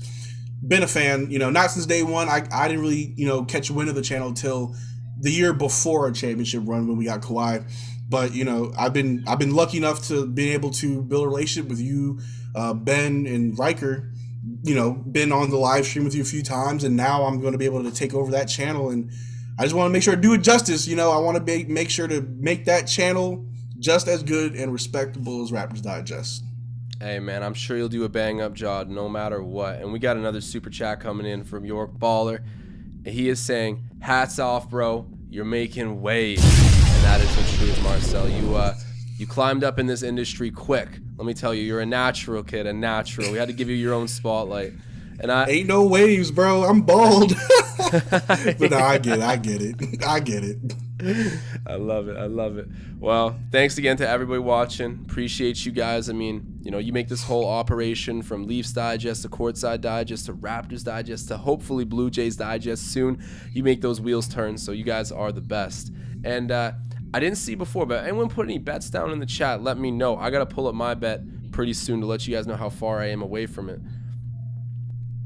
Did you have any hunches on anyone tonight? I know you don't bet too often, Marcel, but... Well, because I'm in the great state of Texas, sports gambling isn't allowed, but I really wanted to see Scotty drop a 20-10 game because he's been so hot lately. And right now he's got 10 with 4. Hopefully in the second half he can just double that, throw an extra rebound or 2, and he should be good. But Mike Kamina asked, what will be the difference between this channel and Courtside Digest, or Courtside content-wise? I think Raptors Digest is mainly just focusing on the Raptors, anything that pertains to the Raptors. Courtside Digest will be me kind of going over just NBA news, right? Yeah. Don't want to spoil too much of what I got in the bag, but I'll be talking about any pertinent news that pops up, any hot topics. A few ideas I have in mind is doing a player's highlight where once a week I'll find a player who's been doing very well but doesn't seem to get a lot of media exposure, like a Desmond Bane, he comes to mind, or Dorian Finney-Smith. I'm biased. Dorian Finney-Smith is one of my favorite players who I think plays very well but doesn't get enough, limelight. And so the player's highlight will not only be players but also some coaches. And I'll just kind of go over their history, where they started from, how they got in the league, what teams they played for, their play style, kind of give like a whole bio of that player and give them some love. I got a couple other ideas. I'm going to just give you that one for now, but Courtside Digest will be a overall NBA channel. Hey, man, that is anything that's league-wide general content. It is definitely the Courtside criteria. Like Raptors Digest, we're very specific, very niche, but there's just such a high ceiling of things to talk about on Courtside Digest. I'm happy we got Marcel working it, but we got a bunch of super chats to catch up on here. So a few different ones coming in here over the past little bit, but we got Tom Moreau saying, this super chat from Marcel and Paul. Good luck, guys, but Banton is better than Flynn. And then Paul Blunt saying, Courtside Digest is going to be lit. Hail Marcel. And then Magnetic saying, for the GOAT Marcel. And Paul Blunt just subbed. And then hold the another phone. One. Tom Moreau coming back to say, another one. I asked for your wages, Tom, and you giving me a certified losing pick here, saying I bet Banton is better than Flynn. You and Nick Nurse are both losing your money because that ain't true. Malachi's going to continue to show it here, but shouts out to everyone for the super chat. You guys are the GOATs, and Marcel, Paul Blunt, everyone who is getting shouted out in these super chats is feeling the love, so thank you. Appreciate all the love, man. I'm ready to get rolling. Also, in a few months, this will look completely different. I am moving, hopefully in August, so I'll have a very proper setup and not, a red sheet as my backdrop. I can hang up my jerseys or something. I like it, though. I like it, Marcel. You know what? You get used to someone's backdrop, it becomes the familiarity thing. I'm telling you right now, I need to get some soundproofing foam in the back. And I bought 2 vinyl album covers to throw up in the back, just like, make it look studio-ish. I like it like that.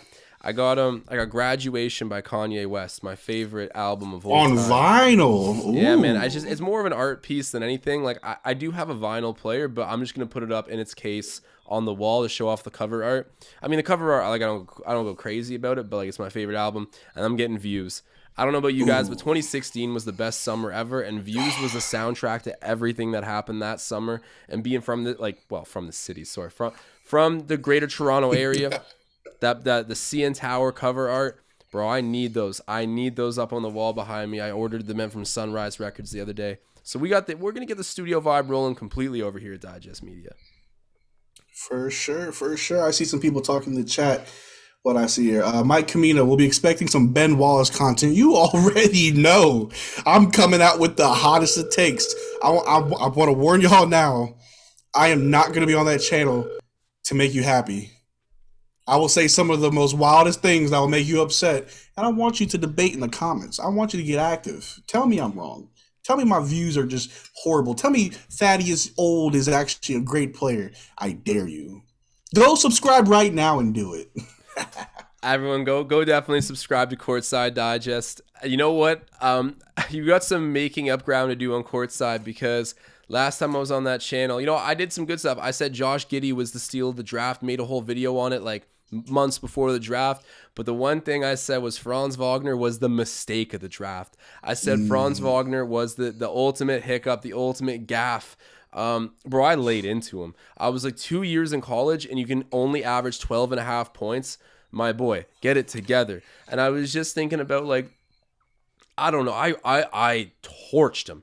And to this day, for my own self-image, pride, ego, I do not look at the comments on that video. I should actually, I should do a reaction video of me looking through the comments. I think that would actually be hilarious because I look like an idiot. My hot take went totally wrong there. But yeah, I totally crapped on Franz Wagner and he made me look like an idiot. I feel like that take about Franz Wagner was more of a, you just don't like him for him. No, I have nothing against him. I have nothing against him. Oh, I don't like him. I think he's got a little bit too much dip on his chip as a rookie. He needs to calm down. You're on the Magic. Calm down.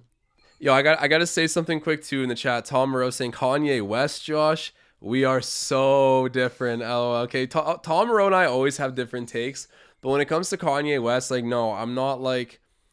Kanye he's got some mental health stuff going on. I won't make it about that. He makes bad personal decisions irrelevant to that. He's sometimes pretty inconsiderate and all that. I get it. He's like completely attacking Pete Davidson right now. Out of pocket, dude. I understand.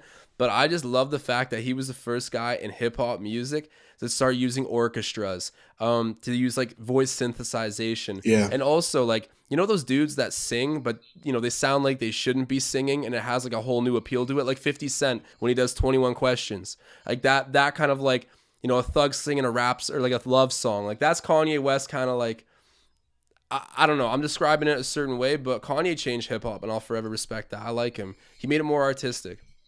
Yes, and I will definitely echo all the points you made about Kanye. In the year 2022, I don't like Kanye as a person, only because I understand as a celebrity, a lot of what you do is always going to be blasted everywhere. But a lot of it, you don't have to put online. And I think in the past month and a half, pretty much all of this year so far, he's been putting way too much online where it's like, bro, what am I going to do? Like with the video of him not knowing the address to his daughter's birthday party, he goes on Instagram. I'm like, what am I supposed to do? I don't know the address. You know what I mean? Like a lot of that stuff, bro. Again, I post a lot of stuff online too. It doesn't matter to anybody, but at the same time, you've got issues that you need to get answers for, not validation from the internet, first of all. But Kanye West as the artist, and I stand by this and I'll die on this hill, is probably the most genius, the smartest artist, I'll say the smartest musician that I've ever seen. If you can look up videos of just breaking down his music and finding out where these sounds come from, it is ridiculous. He will take a 5-second clip from a song in the 60s and he will stretch it out, flip it, lower the pitch, add reverb, and it's like the whole background to a song that you didn't even know that's where it came from. What Kanye West has done to music with the sampling, with using just vocals as an instrument, is just mind-blowing. And you can say what you want as a rapper. I'm talking about just the musical production. The production of Kanye West is unmatched on this planet, and I stand by that. Yeah, man, he got famous off making beats for Jay-Z. It was so crazy to see in this documentary him getting escorted. Like, he played, I forget what song it was, one of his biggest songs to the people at Rockefeller, and they looked like he just shot someone. They were like, "Oh my God, what is this?" It's like that's gonna be like a double platinum song one day. But, anyways, we got another super chat. It's Tom Moreau saying, "If you can use auto-tune, you do not exist to me." Tom Moreau's not a fan of what Kanye West. Hold on. Tom Moreau, you kind of showing the age right now. I'm not an ageist, but you're showing the age right now. I will tell you. Her name's escaping my brain. She's with Jennifer Lopez uses autotune. Mariah Carey has used autotune. Beyonce has used autotune. It's pretty shameless. Autotune isn't that new. It's just heavily used now. It's been a feature for years. Way past the 2000s. I would say 80s and 90s. It was, and trust me, I'm not a music major. You can check all of what I'm saying and fact check me if you want. But I want to say before it was just they synthesize your voice. Before they named it auto-tune, they changed it. A lot of artists did that. Some were famous off it, like T-Pain made his entire career off it. Some, like Kanye, just knew how to use it properly. Yeah, no, it's true. I think that he pushed the envelope with it, definitely. But we do have some basketball returning. So, yes, Marcel and I are hip-hop heads, but we got hoops on right now. So, Raptors still down by 3 points opening up this second half versus the Pistons. I hope the Dwayne Casey curse is not in effect tonight in Toronto, but that is yet to be determined. We got our guys on the court. Let's see where this goes. Sadiq Bey starts with the ball, throws it down there to Grant, back to Bey for three. Woo! He misses that. Are we lined up right now, Marcel? Yeah, and that's surprising because my stream went down during halftime. Oh my God, how does this happen? I don't know. I'm in the States. They hate me. They know I'm a Raptors fan. Like, all right, ruin his stream. Man, they make it tough to be a Raptors fan in the States, eh? Oh man. Tom Moreau with the super chat. Go ahead, Josh. All right. Tom Moreau. Let me play the animation right now. He's dropping a super chat. He says, "You kids need to go listen to Dark Side of the Moon, Pink Floyd, and I turned 60 in a couple of weeks. What you guys listen to is not music." Woo! Yo, shout out to you, Tom. Tom bomb, yo. Talk your stuff, Tom. Talk your stuff, Tom. But I was all right. Back to the game real quick. I respect him willing to like. Woo! Oh, Scotty Barnes. Okay, it's I don't know what it is with Scotty's shot. He has a great sense for where the rim is, but he needs to work in a little bit of arc on that because it scares me was every a time shot. he shoots it. It's just seriously. But Tom Moreau, you sound like my dad right now. Like he would agree with you, but hey, you know, everything's art in its own form. It's the eye of the beholder, Tom, and the beholder says he likes Kanye West. So yeah, and I'm gonna say this too. It's like when it comes to music, honestly, whatever has a beat or a rhythm, it's music, whether you like it or not. Because for the longest time, I never liked country. Never did. I was tired of hearing the yeehaw, my tractor, my wife left me. I got a cold beer in the fridge. But as I got older, I learned to appreciate all genres. Like I listen to screamo, pop punk. I love my pop punk now. Heavy metal. I listen to country pop, which I learned is a new thing. Obviously, hip hop and R&B. I love all genres of music. Just today, Josh, at work, I was talking to a dispatcher, and he was like, "Oh, your name is Marcel?" Like, yeah. "Oh, do you know Marcel Khalife? He's a Lebanese composer." I said, "I've never heard of him." I looked him up on Spotify, plugged in the AirPod, just started listening to some Lebanese music. Don't know what they're saying, but it was fire. You know, so like I appreciate all music. No, but, definitely same here. Same here. I don't write off any genre. I got songs from all over. But But I will say last thing real quick to get off this music topic. Tom Moreau, I promise you I will find some old school music that used auto-tune. I'll also find some bad old school music too. The music today that you think is bad is only because it's given a platform, it's being highlighted. That's all you see, that's all you hear. There's still good music out there today. Unfortunately, the bad music is what sells the most, so that's all you're going to see. Man, just Tom Moreau, go and look up Whole Lotta Red by Playboi Carti. And then stop it, don't do it. Don't do it. Don't listen to Josh, and that goes for anybody else in this chat who thinks Whole Lotta Red by Playboi Carti is good. No, who thinks that album's great is Ben. Ben. Yeah, Ben, I know you're watching this. I know that you like Playboi Carti. We talked about it the other day. I'm about to air out Ben's dirty laundry right now, and I don't care. Ben Rogers will listen to Playboi Carti lo-fi music. I like lo-fi music, but I like lo-fi. Playboi Carti, though? Yeah. I like that. I like the old songs by Playboi Carti, but what he's doing right now, I don't know. It's not really my style. But hold on. The score of this game, we are getting so deep into the music right now. And I know some people want us to keep on topic about the hoops, so we'll try to reel it back into that scope. Right now, 59-67. We are down by 8 points at the moment. So, yeah, not a great start. Cade Cunningham looking dominant out of the gate for Detroit. Gets a steal off of Siakam there. Has a three-pointer. Has a bucket as well. Man, this kid is rolling right now. And, of course, our rookie's rolling as well. But Cade's putting in work right now for Detroit early in the second. We got to regain our footing here and do something decisive because I don't want to just sit back and accept the Dwayne Casey curse tonight. There are crucial wins for us to be getting. Okay, and I knew someone would speak up on this. Okay, and not to bring it right back to music, I knew While we're doing it, hey man, he upgraded to tiers. I have to mention it, of course. Harrison, he's upgrading to the superstar tier, and he's letting us let us know Whole Lot of Red is hella underrated. I know a lot of respected people in the music community who agree with that, but I don't know. Marcel and I don't seem to really like it too much. Nah. That's fair enough, Harrison. And thank you so much for upgrading to the superstar tier. I appreciate it. You know what I'm going to do, Josh? And this is the last of it so we can get back to this very important game. I'm starting a hip-hop digest, and I'm bringing Tom Moreau on live for its first and only video to discuss music. That'll be a heated debate. That video might last 6 hours. Yeah. All right, yeah. Grant takes the ball with Gary, bro? Up for the Pistons, throws it into the high post where Isaiah Stu's backing in on Scotty. Ooh, turn around. To the corner, Bay goes in. Hey, do they call 3 seconds anymore? It is sort of inconsistent the way they do it. And then, wow, that was a nice little jelly there by Grant. He gets the lay-in. 10-point lead for Detroit again. Oh, my God. I did not think we were going back in this direction. Well, it's not how you start. It's how you finish. Ka-chow. Bang. I agree with you, Marcel. We'll wait and see. A lot to be determined. Spicy midi. It's good. Yes. Give it to me, Spicy. Give it to me, Spicy. Give it to me, Spicy. 69-61. 8:55 left in the third quarter. Joseph throws it over to Grant. Grant's covered by Siakam. He drives. And then that was good defense by Malachi Flynn getting a hand in there. And then no offensive foul?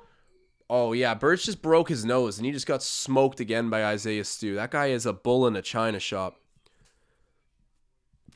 It's hard because you can't play too tough against him or he's going to come for your neck. Yeah. No, he's tough. Nah. Malachi had to get a crazy amount of arc off on that and misses his shot. Corey Joe, he's got it. He's driving on Malachi.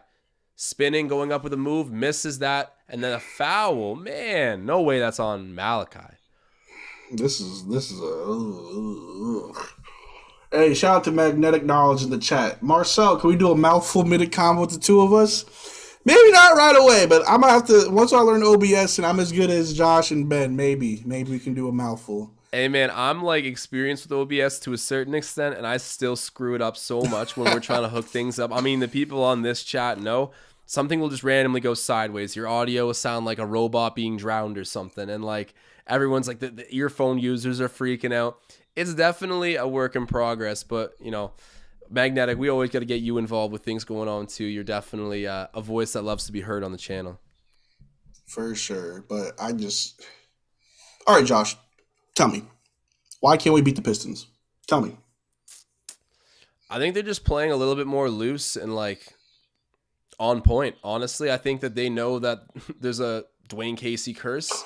They know that their coach absolutely hates this place and this management for what they did. And they're, a somewhat young and exciting team, and they're on a roll right now.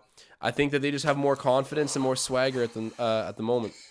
I thought that almost went in, man. Yeah, you're right, and I'm just upsetty. I'm just upsetty spaghetti. Me too, Marcel. Upsetty spaghetti for 2. And 3 bottles of red wine. Okay, I'm not sure if I should read this in the chat, but it's still pretty interesting. But apparently, Mike Shafe said that a Russian investor just put $1 million bounty on Putin's head. Very John Wick. I like it. Man, what's crazy is seeing all the celebrities that don't need to be in Ukraine that are just like, hey, we're going to stand on business. And they just go over there, and it's like, you know what? We won't get back into the war topic, but yeah, there's definitely some heroics coming out of tragedy as it does. But hey, weird times for sure. The past 2 years, I saw this meme the other day, and it said, "I'm so tired of living through historical events." And I kind of feel that, man. As much as it's transformative and interesting to say you were there and had a perspective on it, it's like COVID to World War III to oh my God. And we've gone through so many social injustices throughout the process too that have been highlighted. There's just a whole plethora of things going on right now. So you just want life to calm down for a little bit. Yeah, and there was who said it? Hold on. There was a quote I heard today, but it's from Naruto. I don't know if you're well versed in the anime world, but I want to say, okay, There bring we me back, Flynn. go. Bring me back, Flynn. Bring me back to life.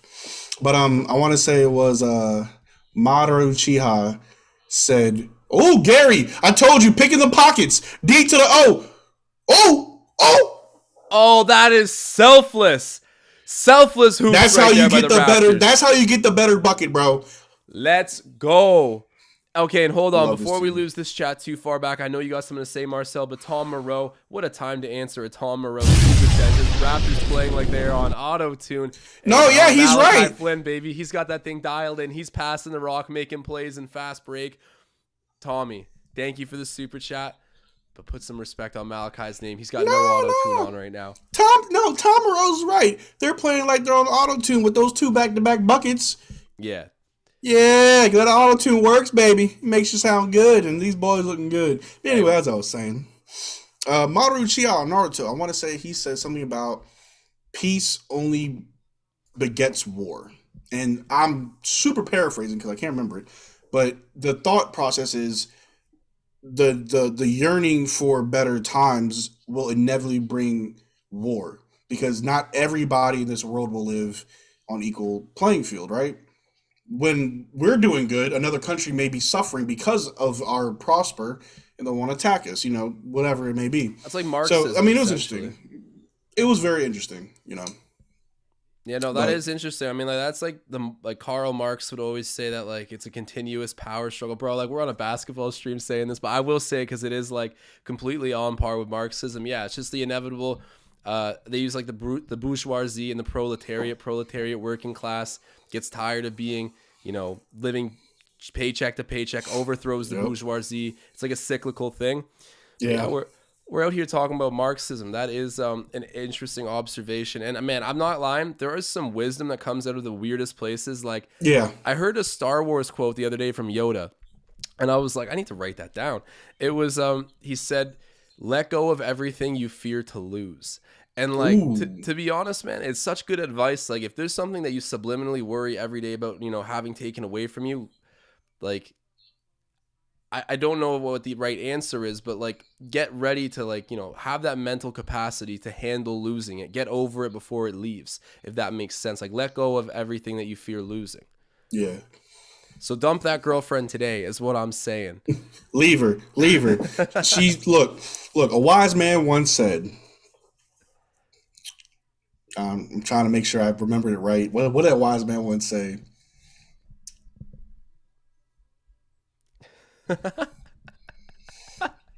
I can't remember, but she belongs to the streets. That's all I know. She belongs to the streets. Belongs to the streets. That's all I know. Everybody in this chat, leave your significant other. Live your best life. Let go of possessions and unrealistic ideas and just live.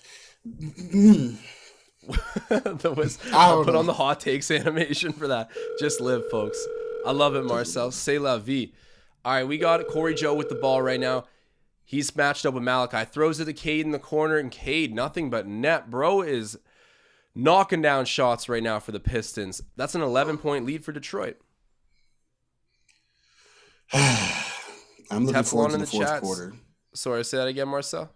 Oh, I'm sorry. I said I'm looking forward to the fourth quarter already. Yeah, no. Let's get the crunch time. Let's get this thing close, get the crunch time, and do the dirty work. But, okay, Birch. Oh!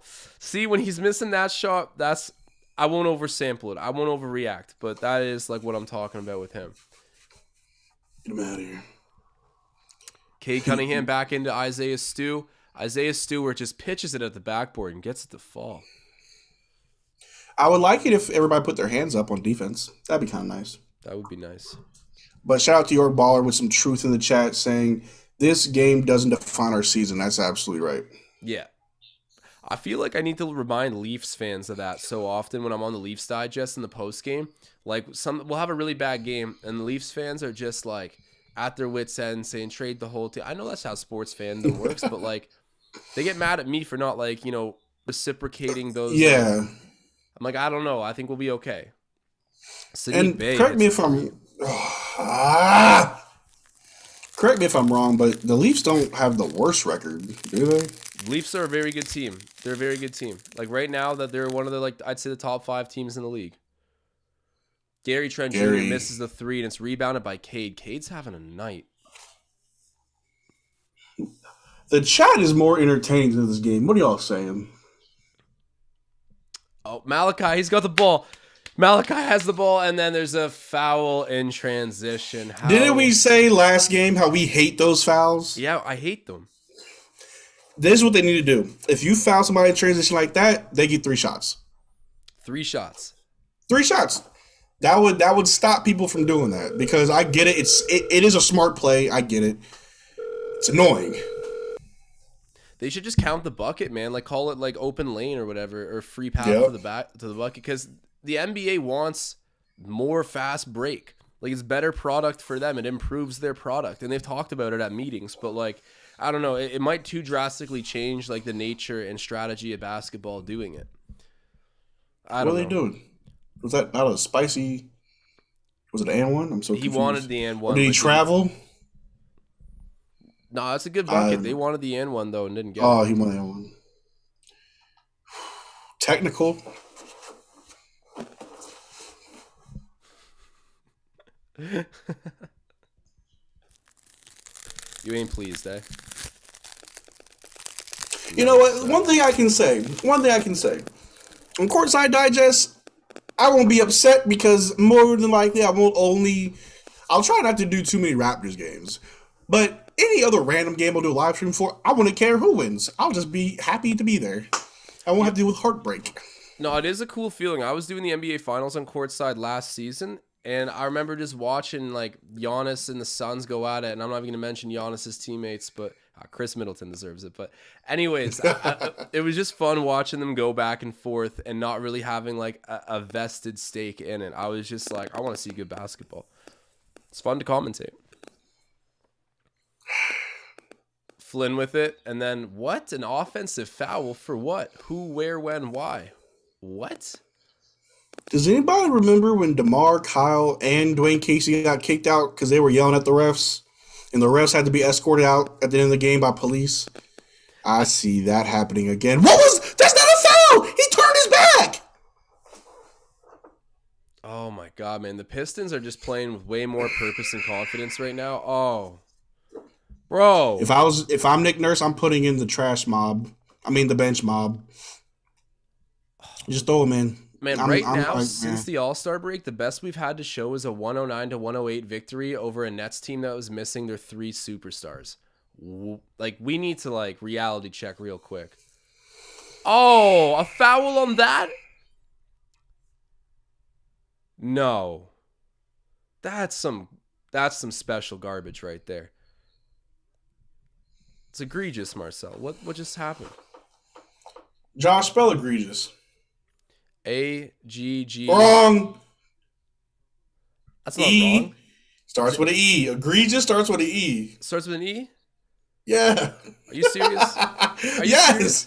It's like E-G-R-I-O-U-S. Egregious. Actually, no, you are right. It does start with an E.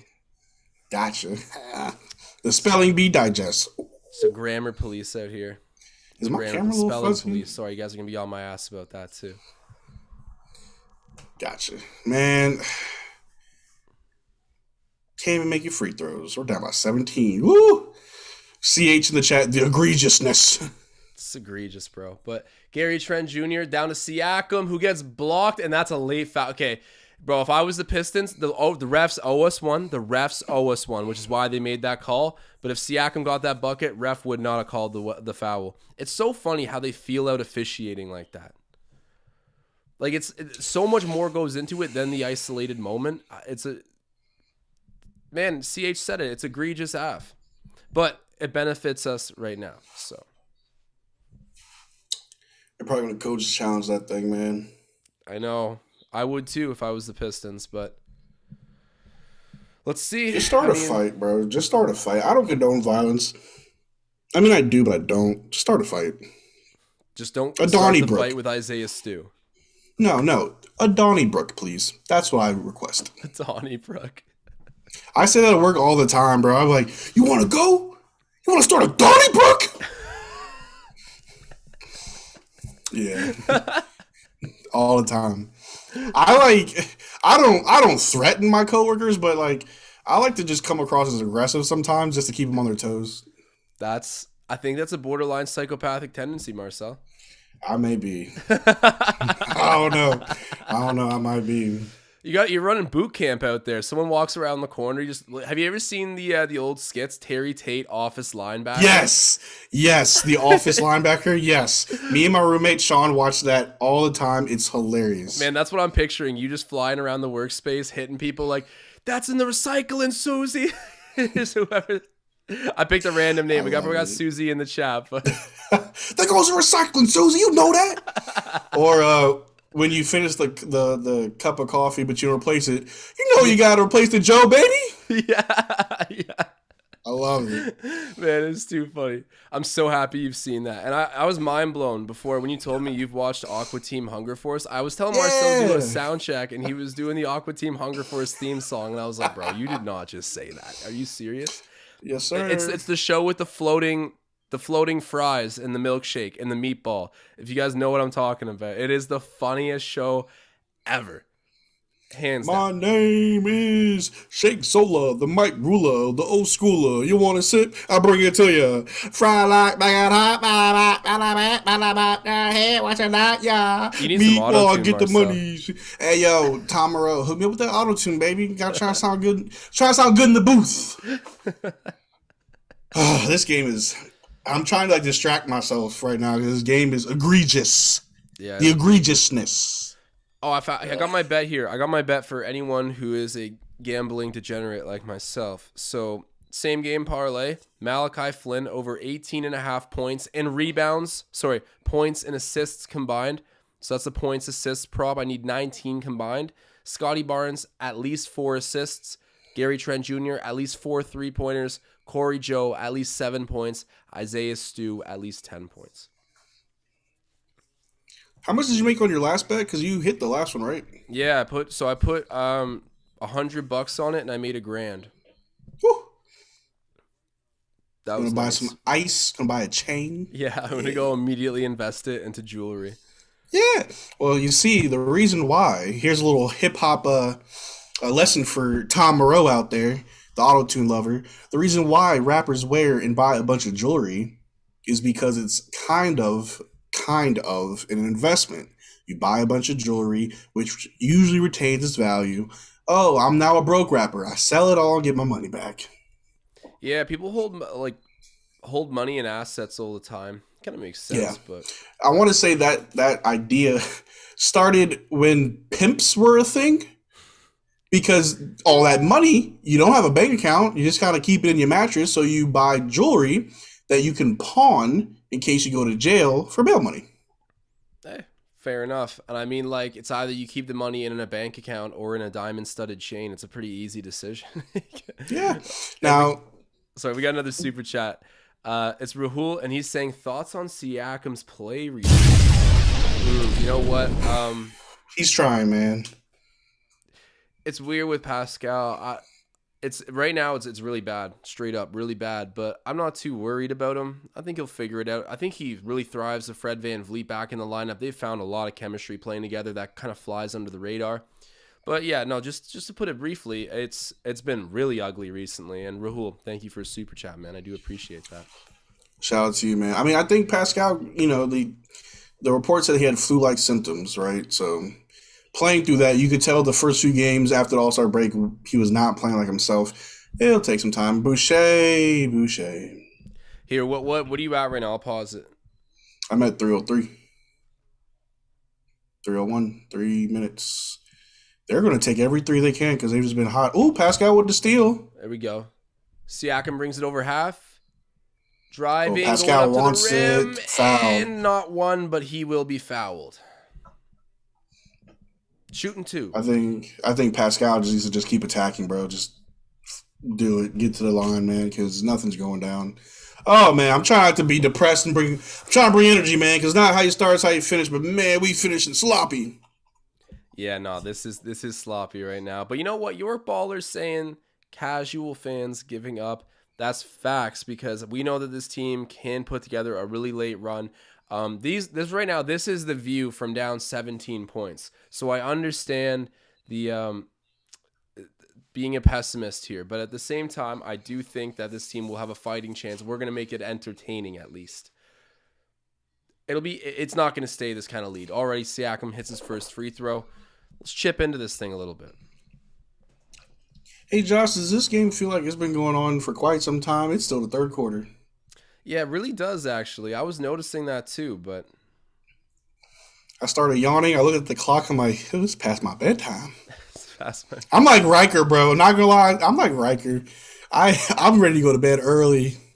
I felt bad last night on the Leafs. I was ready to go to bed so early, but like I had to solo out a Leafs Digest pod, and I did it in probably like 5 minutes, 30 seconds, and someone commented like, Josh, like, what was this? Like, give your head a shake. And I was like, oh, wait, what just happened? What just happened? Boucher fouled. Oh, okay. I thought for a sec he got put on a poster. That would have been worse, honestly. Why are our refs so much against us? Like, even Nick Nurse is ready to just give up and just fight the ref. Just, you know what? Forget it. Fight the ref. That looks clean! Boucher taking that. Uh-oh. Nick might get tossed. Nick Nurse. He is yelling. Great. He's literally right. Nick's about to go. Bro, he went from the single down to double down, triple down. He is testing the patience of that official. Why did they shoot one? Was it a tech on Nick that caused it? He's also going to shoot two. Oh, Nick's out. Yup. Coach Fred. Man, that's what I mean too. I said it earlier. He's the kind of guy that like he will like look to get kicked out if he feels that what the refs did like warranted. And that's an example. The ref was telling him, no, you can't keep doing this. He tripled, quadrupled down. I'm so happy I said this earlier because that was exactly what just happened. He's like, no, I need to get kicked out for my guys. I'm going to get kicked out for my guys. It's a principle thing. I don't know. He's one of those coaches that just believes like sometimes you got to like do something to send a message, take a stand, take a hit. I don't know. That was him trying to do that in his own way. Why do our refs do this to us? I don't get it, man. Did they just take 5 shots? I'm so confused.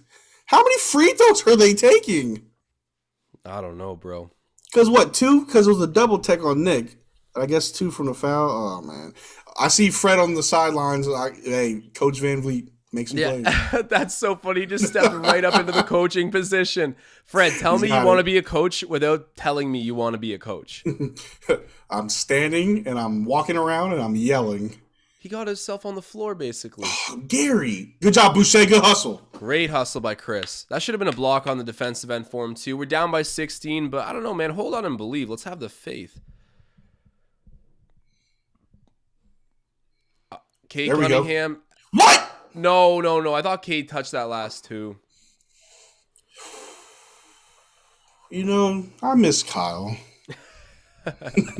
I do, man. I miss Kyle Lowry.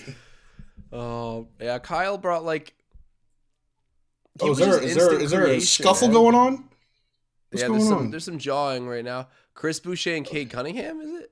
They want a Tilly? I would actually respect that so much. The rare cases in basketball history where someone's just deliberately punched the other guy right in the face. Okay, no, we're good. I saw Precious just screaming, letting it out, but it looked like he was doing it towards the ref. I'm like, another one. Yeah, you kind of just put the clamps down on Cunningham, and the refs for the first time in the whole night took the whistle. Come on, Scotty!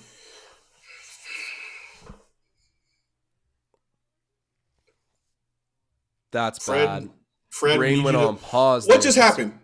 Good block! Oh! Good block! That's a big time block. Come on, Scotty, make a play. I know you see it. You got the vision. Ooh. Are they making mistakes? Is that on Boucher? No, that wasn't. That was on the Pistons. It's just annoying because like I felt the momentum building in that moment. Huge block by Chris Boucher. Scotty Barnes is coming down, feeling the rhythm of the ball, and then just off ball whistle, like shooting down the moment. But whatever. We still have a possession here. Achua gets it off the inbounds. Now it's with Trent. Trent Jr. covered by Olynyk, feeding it down to Precious Achua. Delano's out there. He got stripped. Bro, Cade's solid, solid, man. Cade plays defense. All right, I'll give it to you. Yeah. He's been picking pockets. He's just smart and athletic. Okay, let's see. Goes over there to who's that? Killian Hayes. Oh, back to Cade. He drives, tries to pass to Olynyk. Olynyk looking around. Jumper. Air ball. Yes, sir. That game winner he had the other night, I'm not going to lie, guys. Don't worry about me. I'm not gambling too much, but I had some money on the Pistons to do it. So when Kelly O hit that shot, I was like, I saw him shoot it. I was like, game over. It's done. But he hit it. Man, Kelly O, the Canadian. But he's shooting air balls right now versus the Raptors, and he better keep it that way. Set 90-74. Trent for three. Oh, man, you need that shot. He needs to find his rhythm again, man. He's been shaky after the All-Star break. He needs his swagger back. Riker called him the GOAT, and it was all downhill from there. Oh, no. Bro, I think Scotty Barnes is the only logical next GOAT, but Scotty, speaking of GOAT. Everybody knows the next GOAT is Delonte Banton. But shout out to Tom Moreau. We got Super Chat. Hey, man, speaking of that, Delano Banton, Tom Moreau, he is in the chat, dropping another Super Chat saying, other than a quarter here or there, this team has played a lethargic pace since pre-All-Star game. You know what? I got to say, like, I haven't noticed it since post-All-Star game. I thought before the All-Star game we were playing really well, actually. I think some of our best basketball of the season. But you're definitely right now, Tom Moreau, to say that at this point, this team is playing half asleep with no confidence, and they're waiting for the other team to initiate their plays. We're not punching first, and it's showing up on the scoreboard. This has been atrocious. It's been egregious. What are you thinking about this, Marcel? You agreeing with what he's saying in the Super Chat?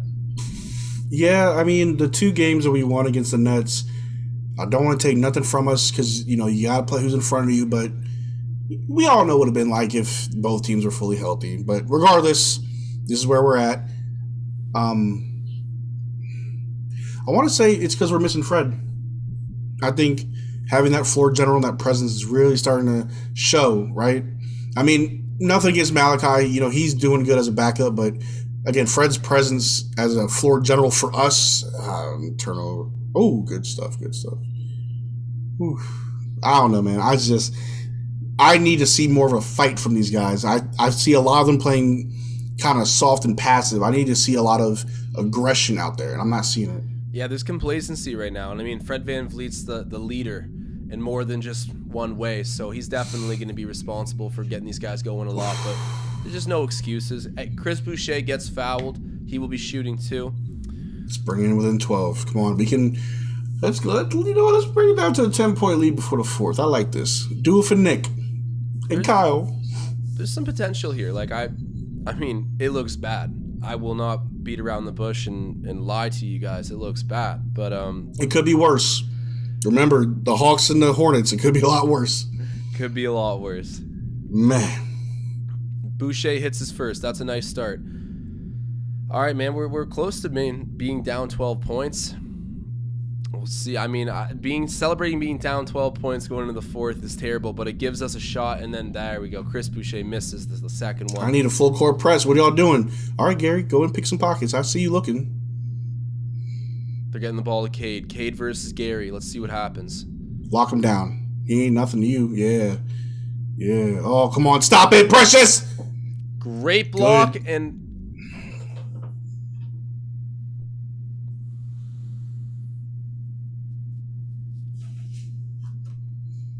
man, what? Oh, that's brother. It wasn't even nothing. He didn't even hit the ball. He hit nothing. He just missed the dunk.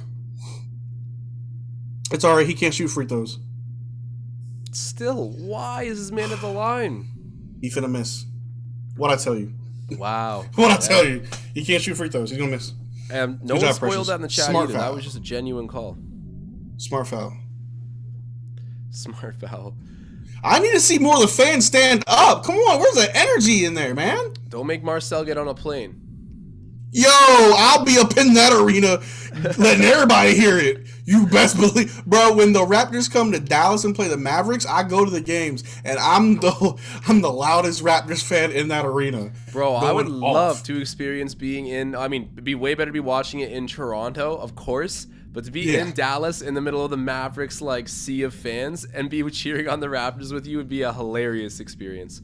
But who am I kidding? We got to get you up to the 6. We have to. I need to, man. I don't know if I told the chat this, but I told you. I think I told Ben this. My dream is to be able to take my dad with me to Canada to see a Raptors home game, and he's not even a Raptors fan. But I think me and my dad are really close, so just being able to travel with him would be amazing. And then we both love basketball, so if it was like a Heat versus, cause my dad's a big Heat fan for whatever reason, but if it was like a Heat versus the Raptors and in Toronto, I would love to take my dad to go see it. Man, that is an awesome goal, and I feel like you will do it. It will happen. Yeah. Oh, yeah. I'm going to manifest that with you. And we do have another super chat coming in from York Baller. Shouts out to Adam, my guy. And he is telling me that I look like a young Steve Nash. It's the hair, bro. It's the hair. I think it is the hair. That's funny. Yeah. I get some weird ones sometimes. Like, I remember when my hair's a little bit shorter, some people tell me I look like Trudeau. I think it all comes back to the hair, though, a little bit. Some guy named Andrew Keegan. I don't know who that is. Some actor from TV, but Steve Nash. What's his name? Andrew Keegan. But Steve Nash is the newest one. So shouts out to York Baller. Appreciate the super chat. You know, Brendan Gallagher, I hear some. Mitch Marner. People told me I look like Marner. Andrew Keegan a little bit. A little bit. I don't know. I thought this is what people tell me, but Mitch Marner for sure. Yeah. Yeah.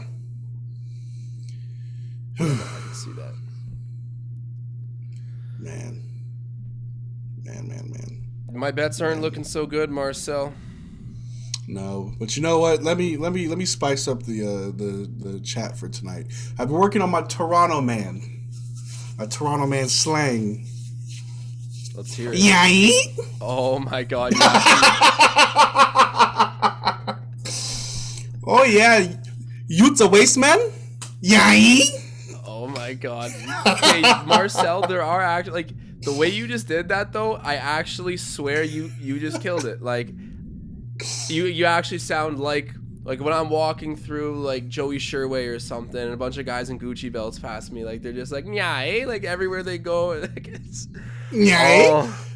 When I walk through the 6 side with my youths, you know, it's a Toronto man thing. Oh my God. Yeah. Oh my God. The Toronto accent has to be the least flattering thing on earth. It's like it's somewhere so between. Weird. I always say, ooh, Boucher, come on, let's bring it. Or the Toronto accent's so zesty for no reason. Yeah. It's like a weird combo of like Jamaican and UK and it's like Canadian. The Caribbean European vibe. It's interesting. Yeah. But Smiley, whenever he says something, it's just, like he's a good example of it. Where I listen to Smiley talk and I'm like, bro, you sound ridiculous. But hey, man, it's the culture of the city. I can't rag on it too much. All right, so 91-79, big momentum play coming out of the quarter there, or into the fourth, I should say. I don't know. I feel like we have a heartbeat in this. I think. Hot take, Boucher's about to go off fourth quarter. Boucher's feeling it. Boucher is locked in. That's my hot take for the fourth quarter. We're gonna win by Boucher. I'm calling it right now. I like it, man. Oh my God, bro. There's no need for that. He's just trying. He's just playing hard. That's what he's doing. But Harrison in the chat said Marcel secretly from Toronto. Man, don't be a waste man. Don't be a waste man. From the 6 side. And I get bare buckets. Bear buckets. That I actually see the word bear a fair bit. I don't really mean to, but there we go. Finally, a no call. I thought that was a Pistons shooter hits the deck after releasing the ball. Refs keep the whistle out of their mouths. Now it's with Siakam over to Banton. Come on, Banton. Don't just stand there. Come on. Siakam matched up with Kelly O. Pascal. Come on. That was way off. Ooh, good rebound, Scotty. Great rebound by Scotty. Give it a Boucher. Get a Boucher. Oh, Pascal driving. Ooh! Woo! That boy spicy. Put some English on it. Pascal Siakam getting to the rack. Make that a 10-point deficit right now. So let's see where this goes. Yeah, eh? Have you noticed that, like, I mean, of course you notice you're in Canada, that, like, you all talk so different everywhere you go. Yeah. I I heard some of Ben's, I'm not trying to just flame Ben tonight, but I heard some of Ben's Newfoundland. Yeah, man. The Newfoundland accent sounds like you're literally Bro. Gaelic.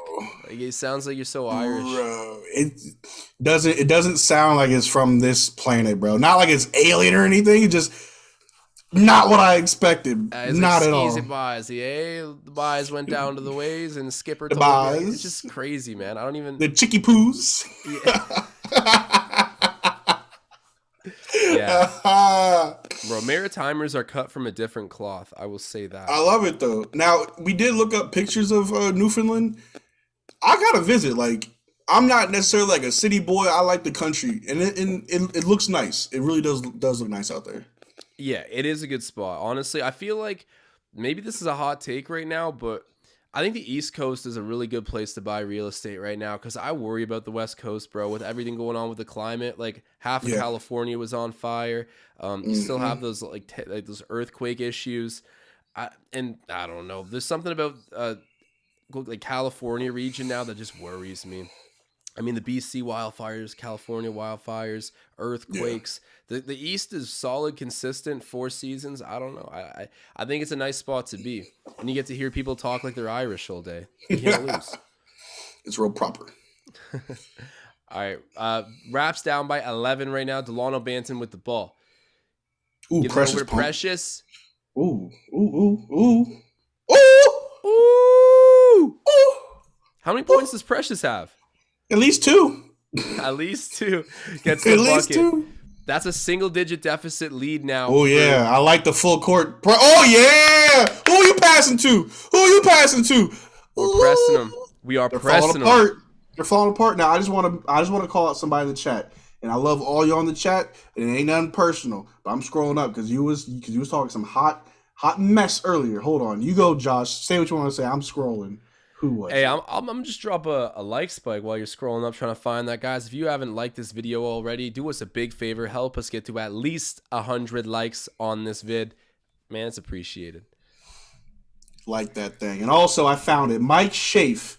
He said a while back, guys, wake up. This will get worse, not better. What game have you been watching? Nurse just got kicked out. And where you at? Where you at, Schaaf?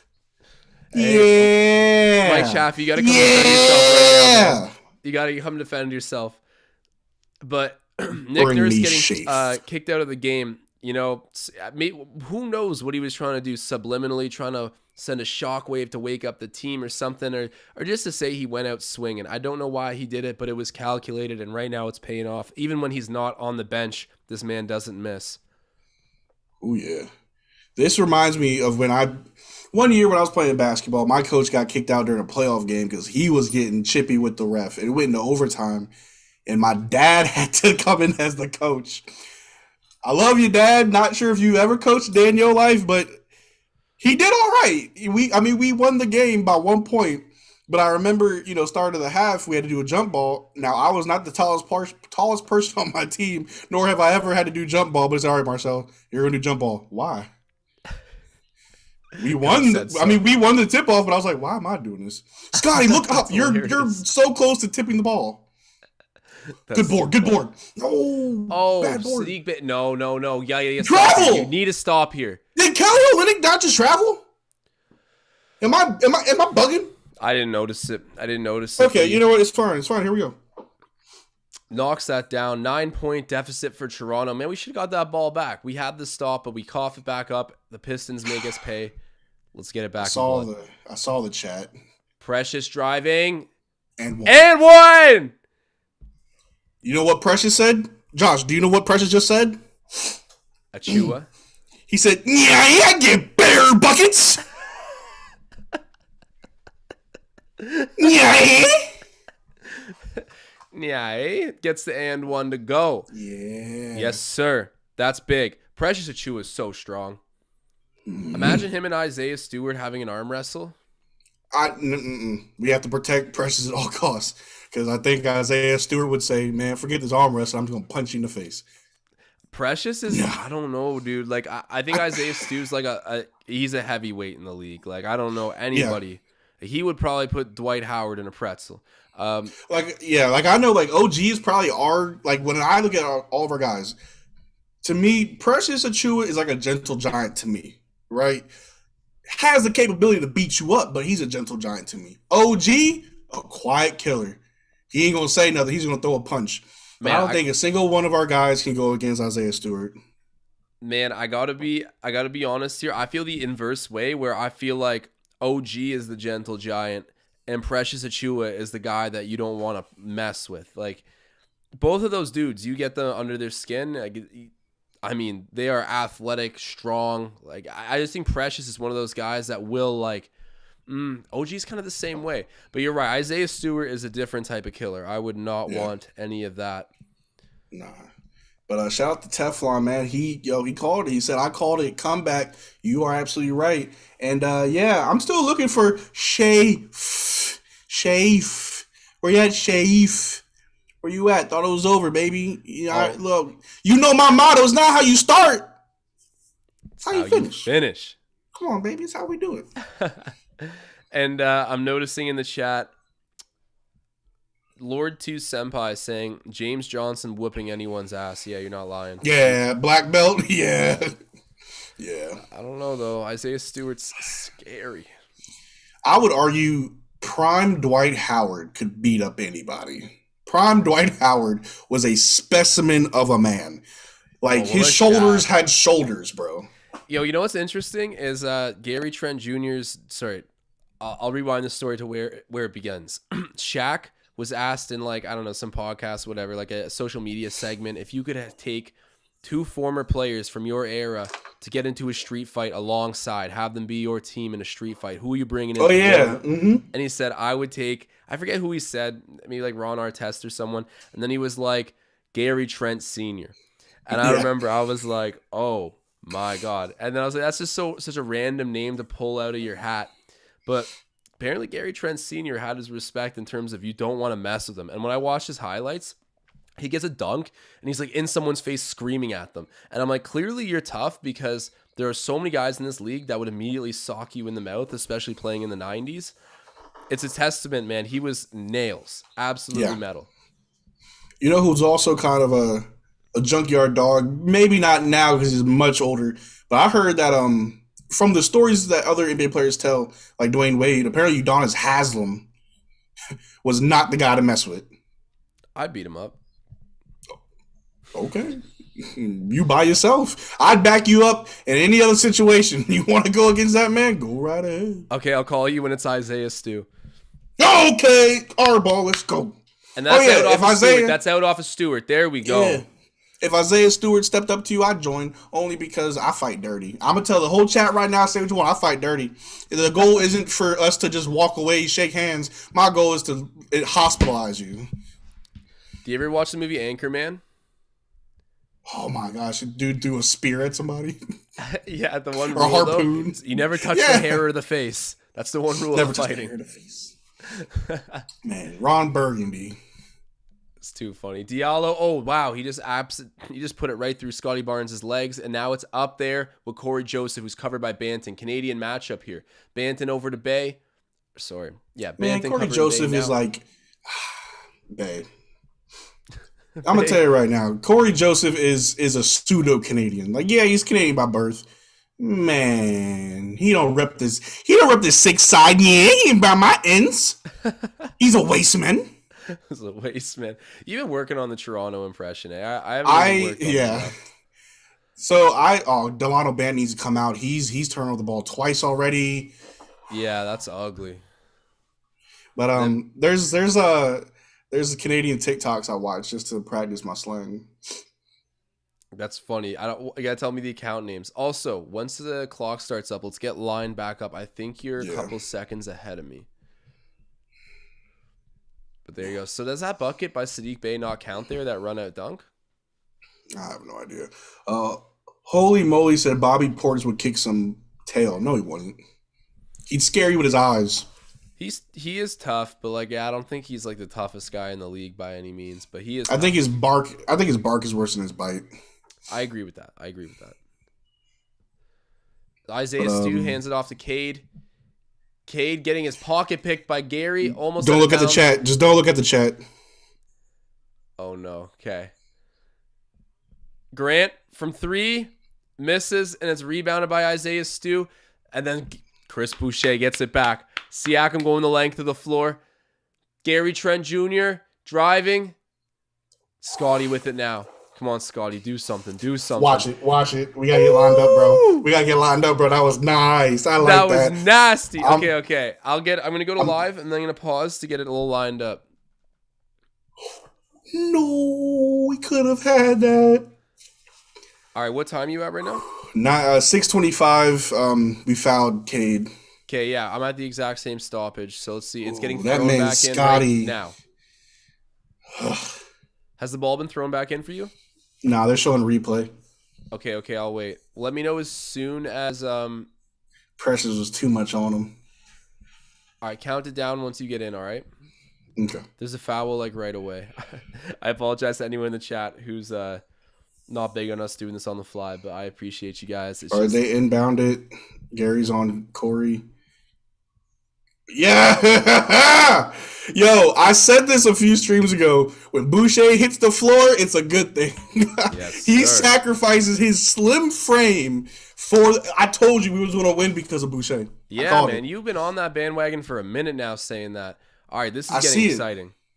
6:19, Pascal's bringing it down. I like to say that we had the faith here. We had the faith. I mean, nothing's delivered yet, knock on wood, but let's hope the Raptors keep up the good play. What just happened? I'm so confused. Off-ball foul. I don't know who it was on, but I think it was on the Pistons for sure. I think I'm sorry. I think Dwayne Casey knows not to lose it. Adrian Griffin's there, now replacing Nick Nurse, who's kicked out of the game. Adrian Griffin got to be up for a head coaching job at some point in the next few seasons. Siakam with the ball.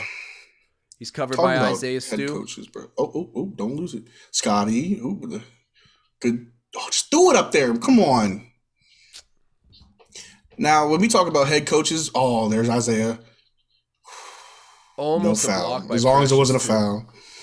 Now, when it comes to head coaches in the league, I think there needs to be like a change as far as like some coaches will always find a job even when they're just not proven. Like the Van Gundys. Yeah, that's a good point about the Van Gundys, actually. It's like, how do you keep Scotty finding Barnes taps it out. Pascal foul? Fouled. Okay, there we go, referees. There we go. Give us some love. We're going to win this all night. They were chafing us all night. Where us. are you, chafe? Where you at? Marcel, do I have a Canadian accent at all? It's very small. I can't tell. Do I have an American accent? Like, do I sound different? No, you don't. But again, like I just listen to American media all day, so I don't even like pick up on. I guess Southern accent I can tell. I guess you are from Texas and Louisiana, like. So my Southern accent only really comes out when I drink, when I'm angry, or when I'm around family. My Louisiana accent comes out strong when I'm with my family. I'm not going to attempt it right now, but I will say whenever I was doing the Canadian or the Toronto man accent, I wanted to add Louisiana to it for whatever reason. Okay. I got to ask though. Obviously, Marcel's like a French name, I think in origin, and Louisiana obviously has very French roots. Does that like explain the underlying reasons of your name, or like? To be honest with you, man, it would make sense, right? Yeah, I was curious. I'm just trying to connect 2 and 2.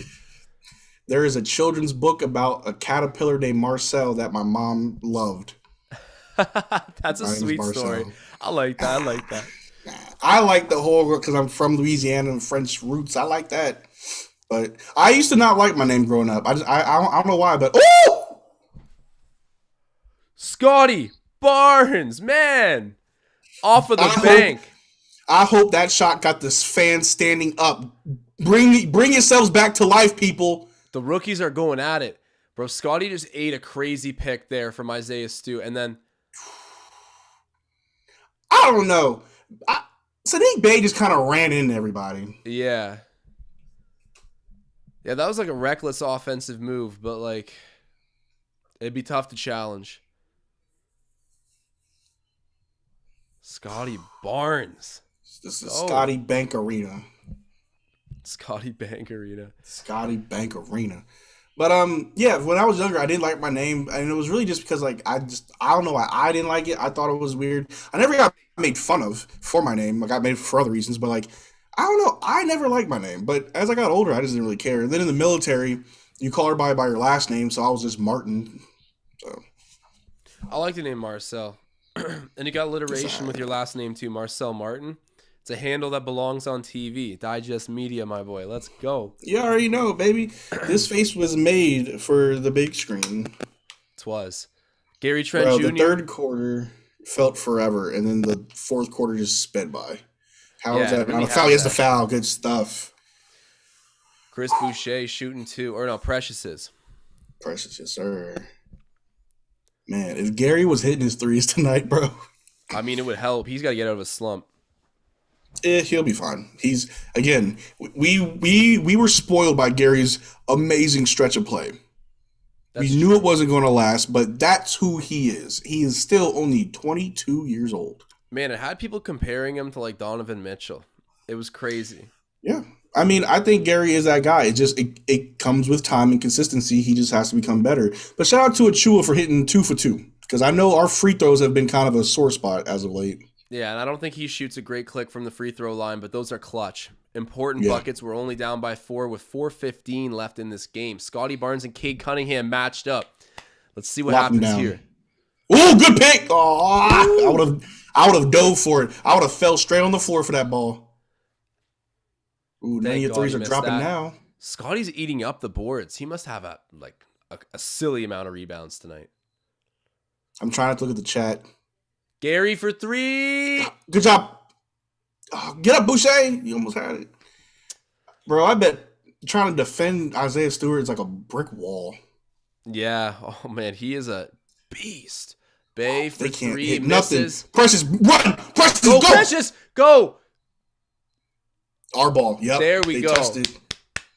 There we go. Woo, that's a hustle play, and we needed that. That is tough because there's literally nothing that Cade could have done there to avoid that foul. But then again, same thing for Precious. Chat.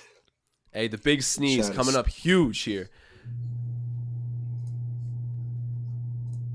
So these streams that I use, they also have a live chat, and it's hilarious. Oh no, the stream died. You're dual wielding the live chats right now. Yeah, so this stream just died. I gotta find a new one. Akimbo live chat. I like it. Hey, Chua misses the first. Oh, he did. Dang. I'm trying to get my stream up. Do you have any tattoos?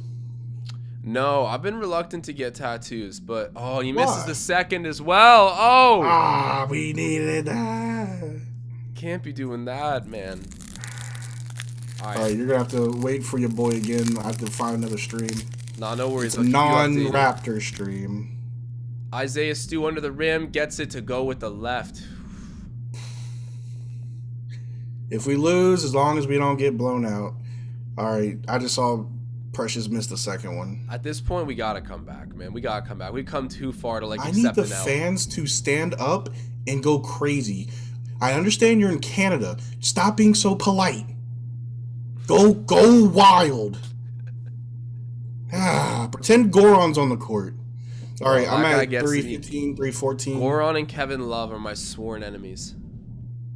I still don't understand why you don't like Kevin Love. Bro, do you remember last season? I think it was in Toronto when he gave up on his team. Or not, it wouldn't have been in Toronto, but against the Raptors when he gave up on his team and started throwing the ball just at his teammates' shins and whatever and just walked around wallowing and shit. Do you remember that? It was a big issue, and he was requesting a trade. I remember he was requesting a trade. I forget. I don't remember him throwing the ball at people. Bro, if you look up he just visibly started giving up on his team on the floor, and he's surrounded by young kids, right? And it's just what kind of vet are you? And then when LeBron traded to get him on the team, oh my God, I'm telling you right now, it was it felt like when the Raptors traded to get Marc Gasol. I know very different points in their career, but we got enough of Marc Gasol to make it work. We did not get the Hall of Famer Marc Gasol or borderline Hall of Famer Marc Gasol.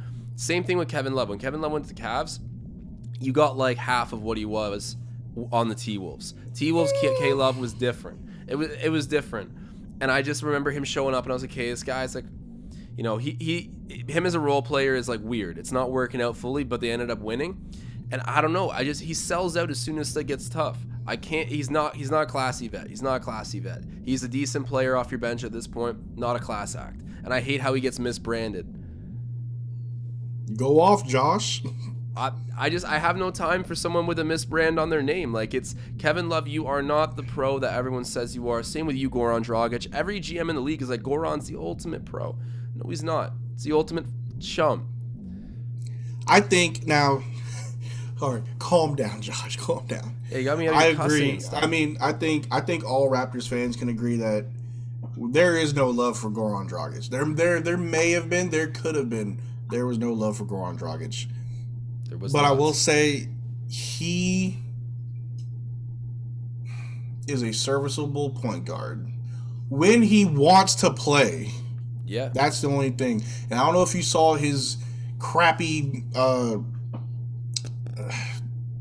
don't know. He was interviewed or somebody was able to get a soundbite out of him saying that, you know, the team and the organization just moved on from me as soon as I got there. What? I need the Nick Young. Said you right had you left for personal reasons. Wasn't that the reason? He wasn't with us for personal reasons. And then you're playing. You're practicing in the Heat practice facility. You're going to Heat games. You look like a weird ex-boyfriend stalking his ex. Man, and now it's like he gets to be on the Nets, which is unfortunate because I think the Nets at full health have a chance to win a championship. Goran Dragic. Not thanks to Goran, though. What was that? They may win, but not because of Goran. No, I know, but I just don't want Goran Dragic to ever have a ring. No. I'm spiteful like that, man. I'm petty. No, for sure. Because I remember I told you, when you put on this jersey, the fans will love you as long as you want to be here and you put in that effort. You know, our fans still love Utah, even though he doesn't ever see the floor. Yeah. Obviously, our fans still love Svi, even though he barely gets minutes. I've been holding it down for Malachi. Yeah, exactly. So it's all about commitment to the team and, you know, saying I have higher aspirations the moment you get traded. You could have saved that till after you got traded. Yeah, he could have just held that in his whole life. But at the same time, he said it, and then, you know, Raptors fans felt a certain way. And Siakam gets fouled. He'll be going to the line. But Marcel, let me catch up with you on stream here. Are you? I'm way behind, bro. Scotty's bringing the ball down. Okay. I'll pause. Yeah, I'm at like 255. This stream's bad. And I'm trying not to look at the chat because I'm... Have you tried Stream East? Stream East? Mm-hmm. Let me try that. I think I tried it one day. I don't think it was working. Let me see. It usually works well for me. I think I saw Susie say it might have got canceled in the chat the other day, but I hope it hasn't. Checking your browser for access. Oh, here we go. What is this? Toronto Raptors. All right, Siakam at the line here, 97 to 104. Raptors have a heartbeat in this thing. 2:48 left in the game. Siakam at the line, hits his first. Yes, sir. We are now looking at a 2-possession game. Don't go anywhere, folks. If you're watching this, do me a big favor. Drop a like on this video. We got a like spike going out right now. Help us get that number as high as it possibly can go. And don't go anywhere for the end of this one. Siakam, right, I got shoot a second. Yep. Siakam, I'm at 248. He's about to shoot a second. Okay. I'm gonna pause it real quick, and then tell me when you're at 244. I'm not watching the chat. Okay, yeah. We got us both not look at the chat, guys. Apologies. If you have any super chats you want to load up, save them right for the end, because we'll hang on here breaking down the box score for a minute. 244. So like, I mean, I'm not telling the chat don't spoil it. Do what you gotta do. I'm behind, so. Oh, you know what, Mark? Discuss away. Screwed up. We're gonna need to line it up one more time. I'm at 232. Pascal just swat out of bounds. Okay. All right. One sec. I gotta see where I'm at. I'm getting a replay right now. Yeah. Okay. Here we go. And it's inbounded right now. Shouldn't that have been up and down by Cade? On what, the block? I missed it because I was. Because like he went up, and maybe he did get blocked, but he went up twice. And this Stream East just okay. Now we're good. All right. I'm at 2:32. They're about to inbound it. They just inbounded to Isaiah. Okay, I'm at 2:17. Air ball by Isaiah, put up by Cade. Come on. What's the Now clock by say for you right 7. now? 2:22.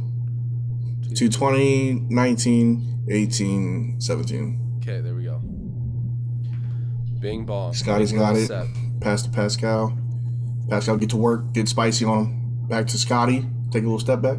Back to Pascal in the paint on Isaiah. Get to work. He lost the ball.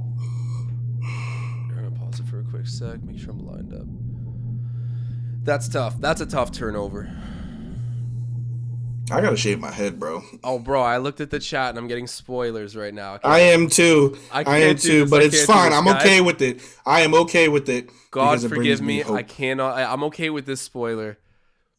If we lose, as long as it wasn't a blowout, I'm okay with those. I'm eyes glued to the TV now, folks. I have to be.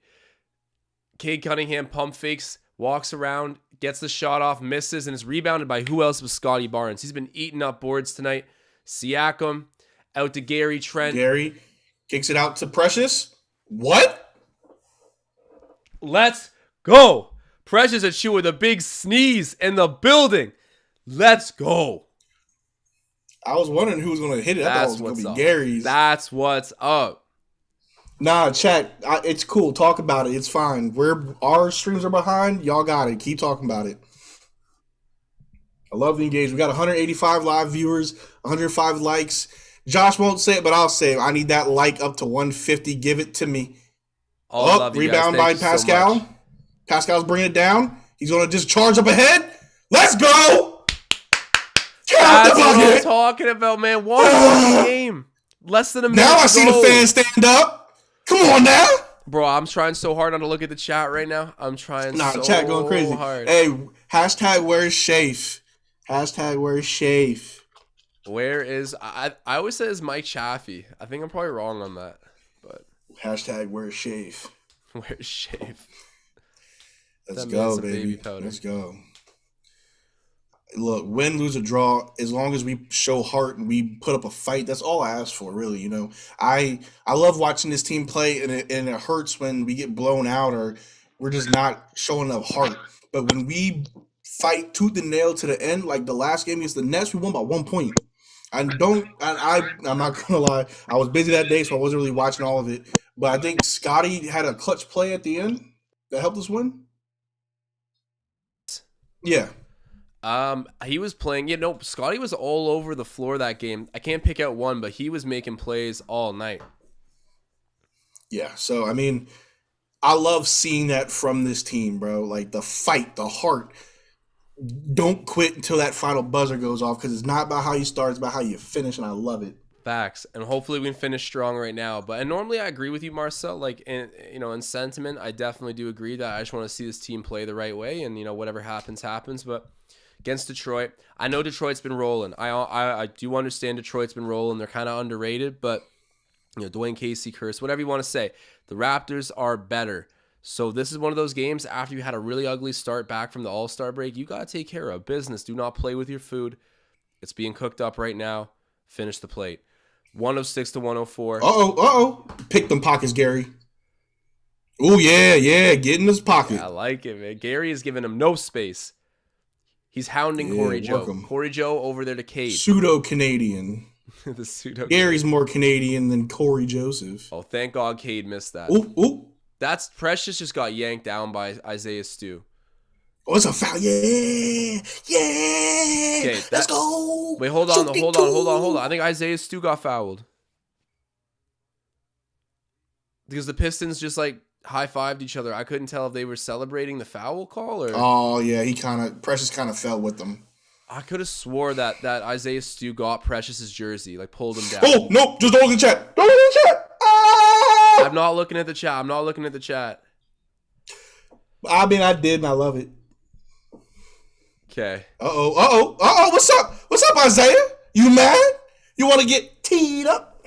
Bro, it was too funny when everyone was restraining him, and then he acts like he's leaving, and just the ultimate pump fake. Comes back. He turns around and starts running back at them. I was like, bro, you gotta be kidding me right now. Straight out of a movie. Precious, are you... That brick. That's the third straight Brick, missed free throw for Achua. The big sneeze is above this. What's going on? We gave him credit too on the two that he made. He's like, oh, that was clutch. I know then, we jinxed it, man. We should have never acknowledged. It's all good. It's all good, baby. Precious. This is a 1-2 possession game. There we go. 106 to 105. Cade Cunningham with the ball. He's guarded by Scotty Barnes. The all-rookie matchup here. You don't want to miss it. Cunningham now covered by Achua. They're doubling. Trap him. They're doubling. And then Isaiah will stew with the ball. He can't do nothing at the top of the key. Make him make mistakes. Make them make mistakes. He bit.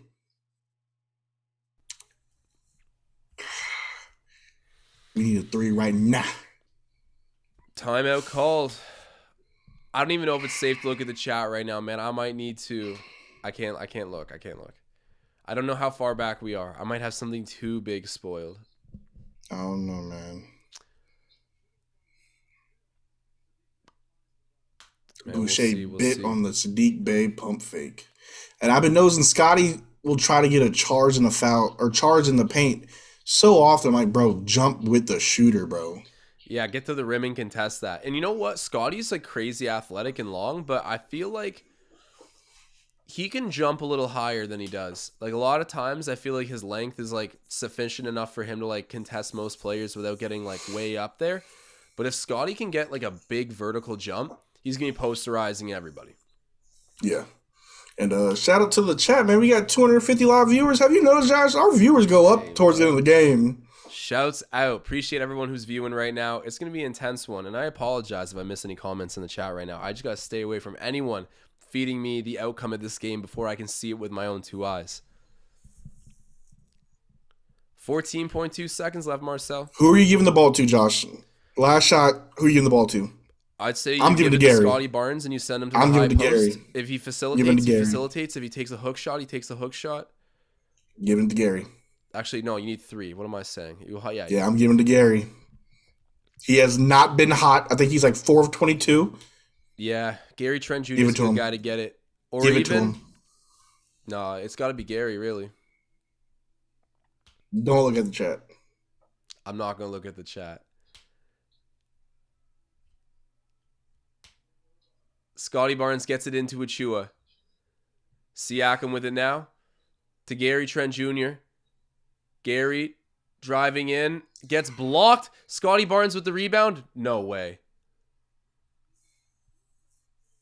And then a loose ball foul.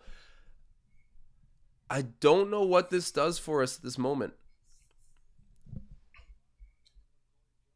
That whole whatever that was, they were going way too fast. I just had my camera freeze up on me too.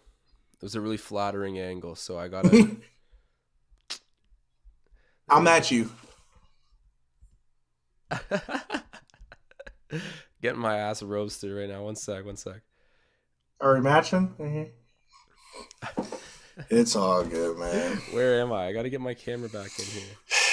If Precious had made all of his free throws, we'd be up by 1. Yeah, we would be. Did not pan out that way. Yeah, I am still. Man, we really. Oh, Corey Joseph fouled out with 5 points. You trash. Pseudo Canadian. The pseudo Canadian. That is too funny. Oh, now you want to make him Precious? That's cool. Man, why did it have to freeze on me, Marcel? I'm not frozen, am I? No, I'm not. Yeah. You are. Since y'all can see me, it's Marcel's Digest. Welcome. There is no Josh. It's just me. The Raptors just lost 108 to 106 to the Pistons. And, it's heart-wrenching. I feel like Nick Nurse could have played the bench a little bit more. Where was Flynn all second half? I think he definitely could have helped. But we fought back, and that's what we usually do. We usually always have to fight back. So props to the guys, chop it up as an L and just move on and get ready for the next game, whoever we play next. Yeah, I got to check that. But Marcel, we're going to close this out without me on camera, so they can still hear my voice and all of that. But you got the solo frame right now. I'm checking out the Zoom. I'm frozen there. Man, it gets me at the best angles when it freezes, eh? Yeah, but yeah, man. I mean, it was a hard fought game. I mean, it is what it is. And if I could just 1 second, if my Man, I gotta computer check wants to out be right now nice. what the quarters scoring were because we just really shut it off for like a quarter, and that's what really burned us. It was Oh, I'm pulling up the score right now. We got first quarter we were out we out blah, blah, blah, we got outscored 31-22. Second quarter, we came back 35-29. Third quarter, we were outscored 31-20. Fourth quarter, we outscored them 29-17, but it just wasn't enough. The top Raptors performers, we have Pascal, who played 43 minutes and had 28 points, 2 assists, 5 rebounds. Scotty Barnes, hey, I would have made money. Scotty Barnes put up 21 and 10. I said he put up a 20 and 10 game. He hey, hit that with 2 assists. Gary Trent, horrible shooting, but he ended with 14, 4 assists, and 2 points. Precious off the bench gave us 18 and 8. Would have had more if he hit those free throws, but everyone's got a weakness, right? Malachi Flynn chipped in with 11. Boucher and Delano had 5, so he had 2.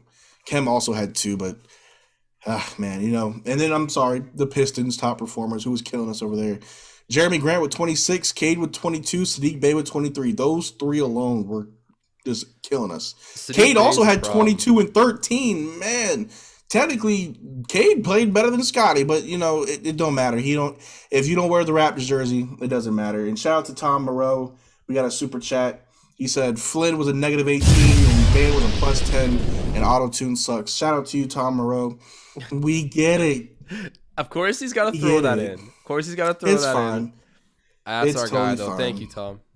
Shout out to Tom. But looking at the overall stats, we as a team shot 7 of 26 from three. We were 27 of 36 from the free throw line. Man, rebounds were exactly the same. The other team had more assists. They had more blocks. We had more steals. We had one more turnover. We had more points in the paint, and they committed more fouls. So I mean, it was a close game. All in all, it was really just down to the wire. I think it could have ended better for us if we just did something different at the end of the game. But it is what it is. Shout out to you guys for sticking with us through this. I really do appreciate all the love and all the support. And I just want to shameless plug again for Courtside Digest. Check it out now. Subscribe. Like I said, in about 2 weeks. What day did I say? It'll be a Monday, the 14th. The 14th, I plan to put up a video. It will be me and Ben. Ben will kind of be hold my hand for a little bit for the first few videos till I kind of get the hang of it doing on my own. So check that out. But Josh, I kind of took over. You got anything? Hey, man, no, I am all good, Marcel. Amazing job closing out the show. I cannot wait for you to have your own spotlight. That is just gonna be It's gonna be viral, bro. I think that you're gonna do really great with this, and I'm just excited to hop on with you whenever I can to keep having you out here on the Digest streams. I mean, the Raptors Digest streams, that is. Just having you at the brand now is elite, Marcel. There's no other way to put it. So appreciate you, my guy. Appreciate the whole community out here. It was a fun one. It lulled off for a while. We had arguments about Kanye West changing hip hop, about the Ukrainian war. We Yeah. basically covered everything that's going on in the news right today, other than this basketball game, because it was ugly during the third quarter. But the Raptors showed up, made it a game still. Unfortunately, don't get the result you want, but we had fun watching this one, and the community was on point, as it always is. So I'm pretty much good to sign off here. Marcel, you got any final things to say to the community? I got two things to say.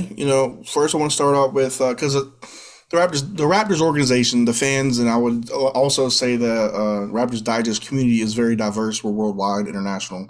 Any of our fans out there that are affected by what's going on in Ukraine, I mean, I can't speak for everybody, but thoughts and prayers is probably the weakest thing that you can say, but that's really all I can provide. But if anybody out there is actually affected by this, reach out to me. I'm always down to help anybody. My name is Marcel Martin on Facebook. On Instagram, it's retro_senpai. I'll throw that in the chat real quick. But just reach out to me if you need anything, any way I can help. Just let me know, and I'm down to help. The second thing, as always, mental health is very serious. It affects all of us in various ways, shapes, and forms. If you feel like you don't have anybody or there's no one there for you, reach out to me. Like I said, my name is Marcel Martin on Facebook, Retro Senpai. I put in the chat on Instagram. You can find me there. Ask anybody in the Raptors Digest community You talk to me, I talk back. Don't feel like you don't have anybody because you always got me. Hey, Marcel, I'm always here to echo the exact same thing as you. I'm there for our community. And, Marcel, he walks the talk. So if you guys ever need anything, me and him, we're both available. And we appreciate what you guys do for us to an absolute endless extent. So thank you guys so much. We're going to wrap this one up. But before I log off, I will point out when the next Raptors game, it's going to be, wait, hold on a minute. It's tomorrow. The Magic tomorrow. Wow. It's going to be tomorrow against the Orlando Magic. Back-to-backs, man. All right, man, we're running out of excuses. If we can't take care of the Orlando Magic after rallying tonight in the fourth, then, yeah, you know what? Maybe I will start sipping the tank Kool-Aid at that point. Nah, I'm joking on that. We will be in the postseason this year. I see it. It's going to happen. I'm seeing it via the 6th seed. But if we got out a play-in tournament, then so be it. But we will be playing meaningful basketball come the playoff time. So I'm signing off. Thank you guys so much. Marcel, you got any last things? Just follow me on social media. Like I said, talk to me, I'll talk back. Ask anybody. I'm always down to have a conversation. But we the Cheeks. We the Cheeks. WTC. All right, everybody. We're signing out.